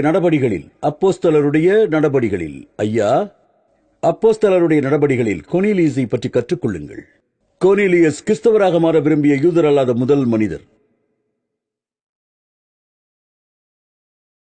அந்த வார்த்தைகளை கண்டுபிடிக்க விரும்புகிறீர்களா? தொடர்ந்து வாசித்து கண்டுபிடியுங்கள். என்னிடம் வந்து சொல்லுங்கள், இயேசு உள்ளே சொல்லாதவற்றை பற்றியும் வெளியே வருபவை பற்றியும் என்ன சொல்கிறார். நீங்கள் அதை கண்டுபிடித்து கூற வேண்டும் என்று விரும்புகிறேன். சரி, அடுத்த கேள்வி. அஸ்ஸலாமு அலைக்கும். இயேசுவின் மறைவை பற்றிய உண்மைகளை குர்ஆன் ஹதீஸ் அடிப்படையில் தெளிவாக சொல்லுங்கள். ஏனென்றால் குர்ஆன் ஒரு இடத்தில் அது சொல்கிறது, إذ قال الله يا عيسى إني متوفيك ورافعك إلي. அல்லாஹ் திருக்குர்ஆனில் சொல்கிறான், நான் உம்மை கைப்பற்றி எம்மளவில் உயர்த்திக் கொள்பவனாகவே இருக்கிறேன். ورافعك إلي and take you. அவன் உயர்த்திக் கொள்பவனாக உள்ளான். இதே வேறு ஒரு இடத்தில் அல்லாஹ் சுப்ஹானஹு தஆலா சொல்கிறான், وما قتلوه وما صلبوه. அவர்கள் அவரை கொல்லவும் இல்லை, அவரை சிலுவையில் அறையவும் இல்லை. நான் கேட்கும் கேள்வி என்னவென்றால், சிலுவையில் அறையப்பட்டது யார்? பரிசுத்த ஆவி, ரூஹுல் குதூஸ், ஈசாவின் பிறப்பில் செய்தது என்ன? நன்றி. அவர் கேட்டது ஒரு கேள்வி அல்ல, சில பல கேள்விகளை ஒன்றாக கேட்டிருக்கிறார். பரிசுத்த ஆவி ஈசாவின் பிறப்பில் செய்தது என்ன? எனக்கு பரிசுத்த ஆவியை பற்றி ஒன்றும் தெரியாது. ஆனால் நான் அறிவேன், அல்லாஹ் சுப்ஹானஹு வ தஆலா தனது திருக்குர்ஆனில் கூறுகிறான். அவன் தனது நற்செய்தியை மரியம் அலைஹிஸ்ஸலாத்திற்கு குழந்தை பிறப்பு பற்றி சொன்னபோது மரியம் கூறினார், قالت ربي أن يكون لي ولد ولم يمسسني بشر. என் இறைவனே, எந்த ஒரு மனிதனும் என்னை தொடாது இருக்கும்போது எனக்கு எவ்வாறு ஒரு மகன் உண்டாக முடியும்? அதற்கு பதில் சொல்லும் விதமாக அல்லாஹ் வானவரிடம் சொல்லுகிறான். அது அந்த மரியத்திடம், அது என்ன வசனம்? இல்லை இல்லை இல்லை இல்லை இல்லை இல்லை இல்லை இல்லை அமருங்கள் அமருங்கள். قال كذلك الله يخلق ما يشاء. எதுவாய் இருந்தாலும் அல்லாஹ் தான் நாடியதை படைக்கிறான். إذا قضى أمرا فإنما يقول له كن فيكون. அல்லாஹ் எப்போது ஒரு காரியத்தை தீர்மானிக்கிறானோ அப்போது அவன் கூறுவான், குன் ஆகுக. ஆனால் பரிசுத்த ஆவி அல்லாஹ்வின் ஆணைப்படி என்ன செய்தார் என்பது பற்றிய அறிவு நமக்கில்லை. ஆனால் அல்லாஹ் சுப்ஹானஹு வ தஆலா விரும்பியதை படைக்க நாடினால் அது உருவாகிவிடும். எந்த வகையிலும் பரிசுத்த ஆவிக்கு அது பங்கில்லை என்பதை நாம் அறிய முடியும். அது பரிசுத்த ஆவியினால் என்று நான் சொல்லவில்லை. மேலும் அவர் ஓதிய ஆயத்தில் அல்லாஹ் சொல்கிறான், وما قتلوه وما صلبوه அவர்கள் அவரை கொல்லவும் இல்லை, சிலுவையில் அறையவும் இல்லை. ولكن شبه لهم. அவர்களுக்கு அவரை போன்ற ஒருவன் காண்பிக்கப்பட்டார். وإن الذين اختلفوا فيه لفي شك منه. மேலும் அதில் அபிப்பிராயம் பேதம் கொண்டவர்கள் அந்த சந்தேகத்திலேயே இருக்கின்றார்கள். அதை பற்றி எந்த அறிவும் அவர்களுக்கு கிடையாது. வெறும் யூகத்தையும் பொய்யாக புனைந்தவற்றை மட்டுமே அவர்கள் பின்பற்றுகிறார்கள். وما قتلوه يقينا நிச்சயமாக அவர்கள் அவரை கொல்லவே இல்லை. بل رفعه الله إليه. அல்லாஹ் அவரை தன்னளவில் உயர்த்தி கொண்டான். இதைத்தான் அல்லாஹ் சொல்கிறான். அவர்கள் அவரை கொல்லவும் இல்லை, சிலுவையில் அறையவும் இல்லை. ஆனால் அல்லாஹ் அவரை தன்னளவில் உயர்த்தி கொண்டான். இதுதான் என்னுடைய பதில். அல்லாஹ் அவரை தன்னளவில் உயர்த்தி கொண்டான். அவர் திரும்பவும் வருவார், நிச்சயம் வருவார் இன்ஷா அல்லாஹ். சிலுவையில் அறையப்பட்டவர் யார்? உங்கள் ஆசிரியரிடம் அதை நீங்கள் கேட்டு தெரிந்து கொள்ளுங்கள். கிறிஸ்தவர்களை பொறுத்தவரை அவர் என்னிடம் கேட்டார்கள், நான் பதிலளித்தேன். காரணமே இல்லாமல் உங்களை நீங்கள் குழப்பிக் கொள்ளவே வேண்டாம். அல்லாஹ் இறுதி தீர்ப்பு நாளில் சிலுவையில் அறையப்பட்டவர் யார் என்று உங்களை கேட்க மாட்டான். அல்லாஹ் சொல்வதை தான் நான் உங்களுக்கு சொன்னேன். அவர் கொல்லப்படவும் இல்லை, சிலுவையில் அறையப்படவும் இல்லை. அவன் இறுதி நாளில் உங்களை கேட்க மாட்டான். அது உங்களுடைய பாடத்திட்டத்திலும் இல்லை. நீங்கள் நடந்து செல்லும் போது இல்லாத ஒன்றை பிடிப்பதற்காக பறக்க நினைக்காதீர்கள். அது உங்களை முட்டாளாக்கிவிடும். அதற்கு ஒரு ஆய்வு மேற்கோள் இருக்கிறது. நமக்கு யாராவது ஒருவர் சிலுவையில் அறையப்பட்டிருக்க வேண்டும் என தோன்றுகிறது. அது ஏனென்றால் உங்களுக்கு எங்கே கிடைத்தது? எதிலிருந்து என்றால், இல்லை இல்லை, உங்களுக்கு எங்கே கிடைத்தது? வரலாற்றில் இருந்து தெரிந்து கொண்டேன். எந்த வரலாறு? யாருடைய வரலாறு? சிலர் எழுதியது. வரலாற்றை எழுதியது யார்? எனக்கு ஞாபகம் இல்லை. இல்லை இல்லை, யார்? அது குர்ஆனில் இருக்கிறதா? என்னால் கூற அது முடியாது. ஹதீஸில் இருக்கிறதா? எனக்கு ஞாபகம் இல்லை. இல்லை இல்லை இல்லை, யார் சிலுவையில் அறையப்பட்டார்கள் என்று ஹதீஸிலோ குர்ஆனிலோ எந்த செய்தியும் இல்லை. எங்கிருந்து உங்களுக்கு இந்த செய்தி கிடைத்தது? அதை தெரிந்து கொள்ள விரும்புகிறேன். இந்த விஷயங்கள் உங்களுக்கு எங்கிருந்து கிடைத்தது? நான் கூறுகிறேன். தயவு செய்து இது விவாத மேடை அல்ல, பட்டிமன்றம் அல்ல. அது என்னுடைய ஒரு சந்தேகம். இயேசு சிலுவையில் அறையப்படவில்லை என்றால் சிலுவையில் அறையப்பட்டது யார்? குர்ஆன் என்ன சொல்கிறது? சிலுவையில் அறையப்படவில்லை என்று திருக்குர்ஆன் சொல்கிறது. முடிந்தது. அதைத்தான் நானும் சொன்னேன்.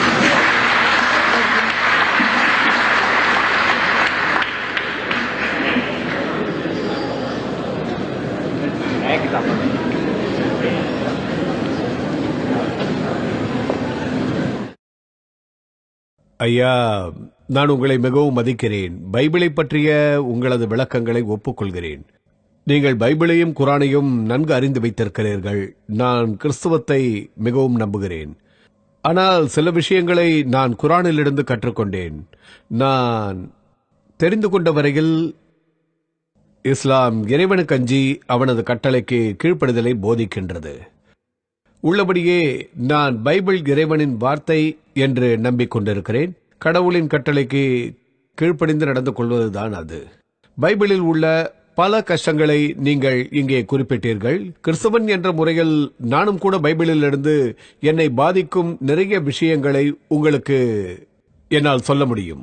எனது நம்பிக்கையின் மார்க்கம் இயேசு இறைவனின் வார்த்தைகள் என்பதால் என்னால் கேள்விகள் எதுவும் கேட்க முடிவதில்லை.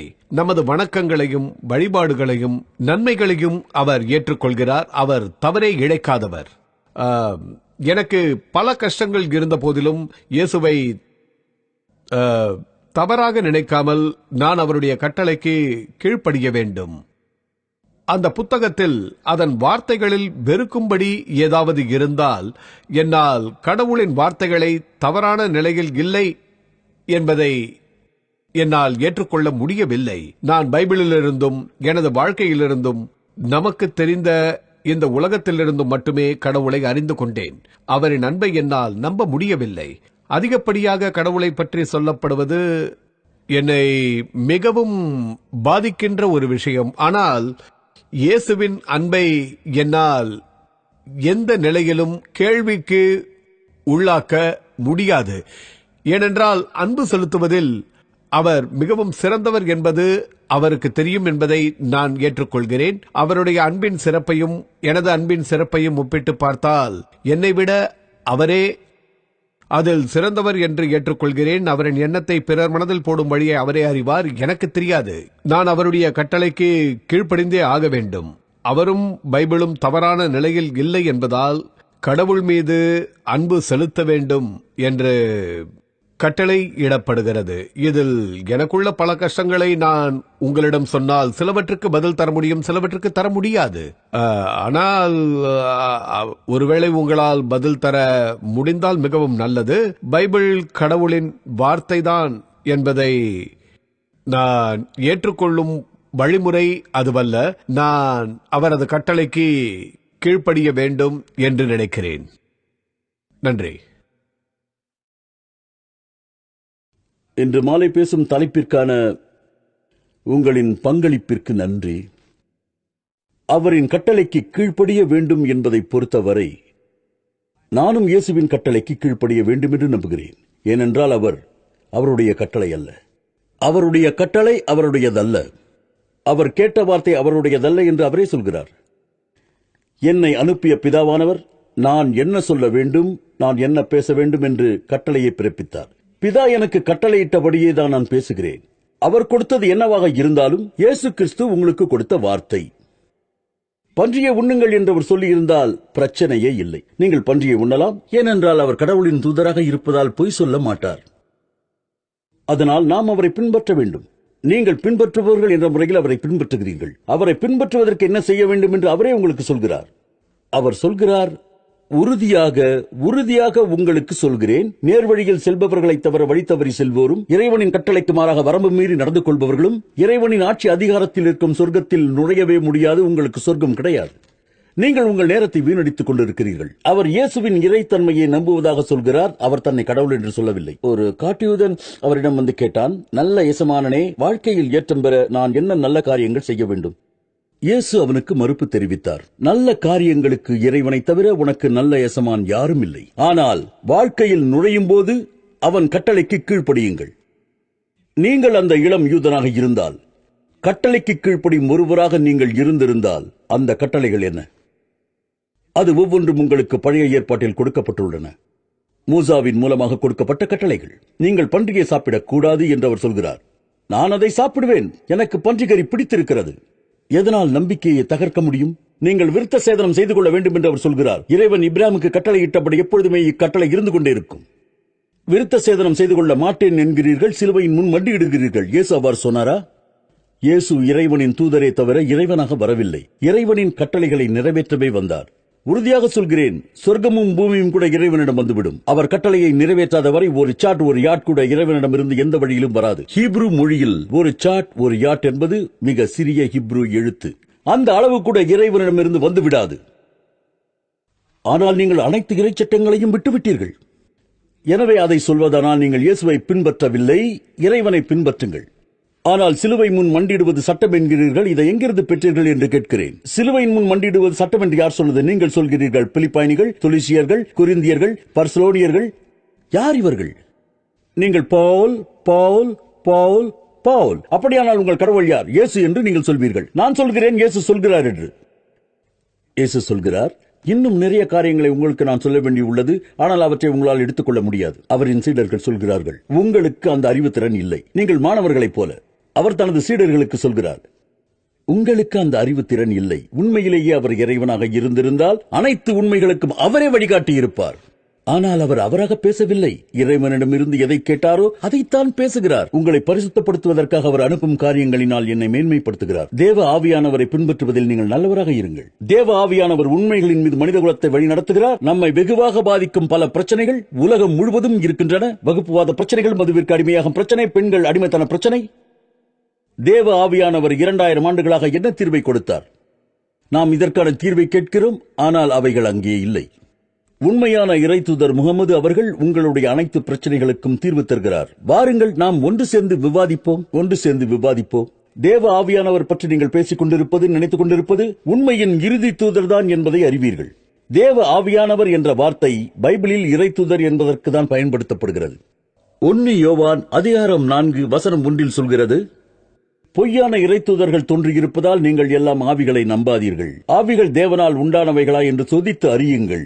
ஏனென்றால் உலகத்தில் பல பொய்யான இறைத்தூதர்கள் தோன்றியிருக்கிறார்கள். பொய்களில் இருந்து உண்மையை இப்படி நாம் கண்டுபிடிப்பது. ஒரு பரிசோதனை உங்களுக்கு கொடுக்கப்பட்டுள்ளது. தேவ ஆவியானவர் பிறர் குற்றத்தை சுமந்து கொண்டால் இயேசுதான் இறைவனின் தூதர். நான் சொல்வது சரிதான். இது உண்மையான சோதனையா? தேவ ஆவியானவர் இறைத்தூதர், பிறர் பாவங்களை சுமப்பவர், ஏற்றுக்கொள்பவர் என்று சொல்லி இயேசுதான் தேவ ஆவியானவர் என்று தெளிவான எளிமையான ஆங்கிலத்தில் உங்களுக்கு கொடுக்கப்பட்டுள்ளது. நான் சரியாக வசித்தேனா? முகமது அவர்கள் சொல்கிறார்கள், ஈசா உண்மையில் இறைத்தூதர் தான்.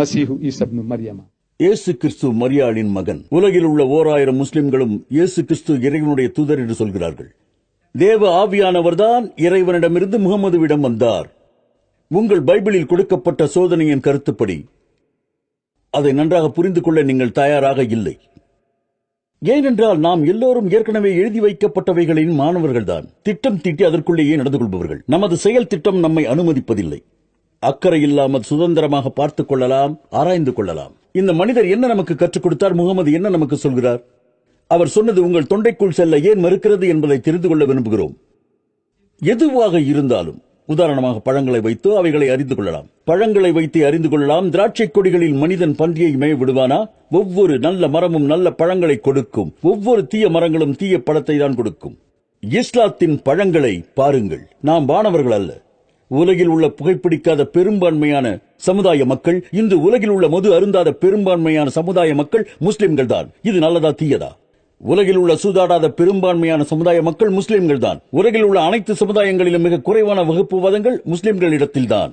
எங்களிடம் வகுப்புவாதம் இல்லாமல் இல்லை, அது இறைவன் ஏற்படுத்தியது. மிக குறைவான வகுப்புவாதங்கள் முஸ்லிம்களிடத்தில்தான். ஆகவே பழங்களை வைத்தே அவைகளை அறிந்து கொள்ளலாம். நீங்கள் ஏன் அதன் பழங்களை வைத்து தீர்மானிக்க கூடாது? பழங்களை வைத்து தீர்மானியுங்கள் என்று இயேசு சொல்கிறார். நான் மேலும் ஒரு விஷயம் கேட்கலாமா? மீண்டும் பல விஷயங்களை இங்கே விவரமாக குறிப்பிட்டீர்கள்.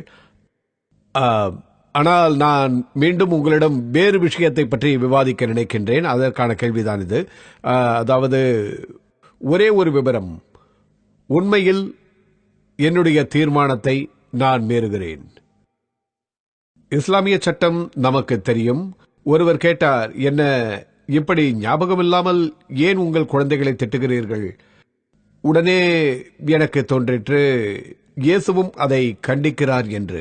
இறை கட்டளைகளை நான் பின்பற்றவில்லை, என்னிடம் அது இல்லை. இப்போது கூட என்னுடைய தீர்மானம், இந்த உண்மைகளை புதிய ஏற்பாடும் நமக்கு கற்றுத் தருகிறது என்பதுதான் உண்மை. வேதாகமங்களில் இயேசு ஒரே குடும்பமாக இருக்கும்படி நமக்கு போதிக்கின்றார். எனது நம்பிக்கையும் அதுவாகவே இருக்கட்டும். நன்றி.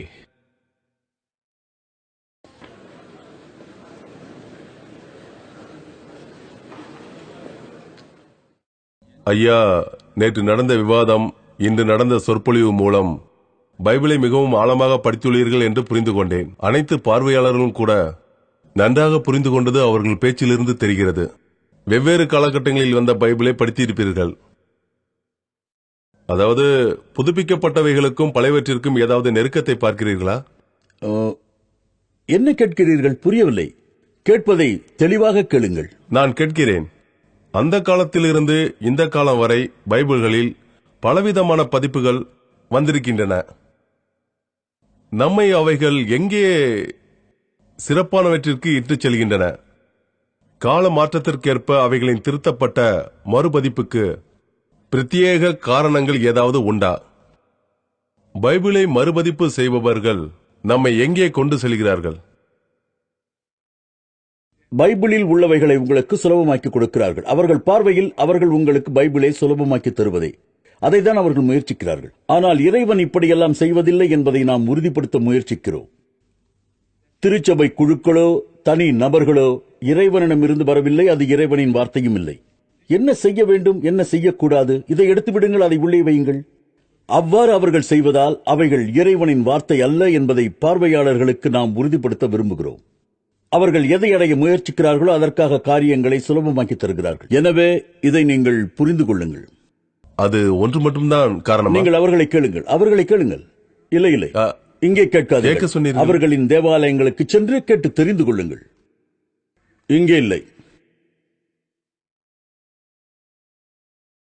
இதுவே இன்றைய மாலை பொழுதின் கடைசி கேள்வியும் கடைசி பதிலுமாக இருக்கட்டும். இந்த சொற்பொழிவு கூட்டத்தை நடத்துவதற்கு ஏற்பாடு செய்து உதவிய அனைவருக்கும் நன்றி. இங்கே வருகை தந்தவர்களுக்கும் நன்றி. முக்கியமாக ஷேக் அகமது தீதாத் அவர்களுக்கு நன்றி. அவர் அறிவுபூர்வமான மிக சிறந்த சொற்பொழிவை நம் அனைவருக்கும் சிறப்பாக வழங்கினார். மிக்க நன்றி. ஜசாக்முல்லா ஹைரன். சலாம் அலைக்கும்.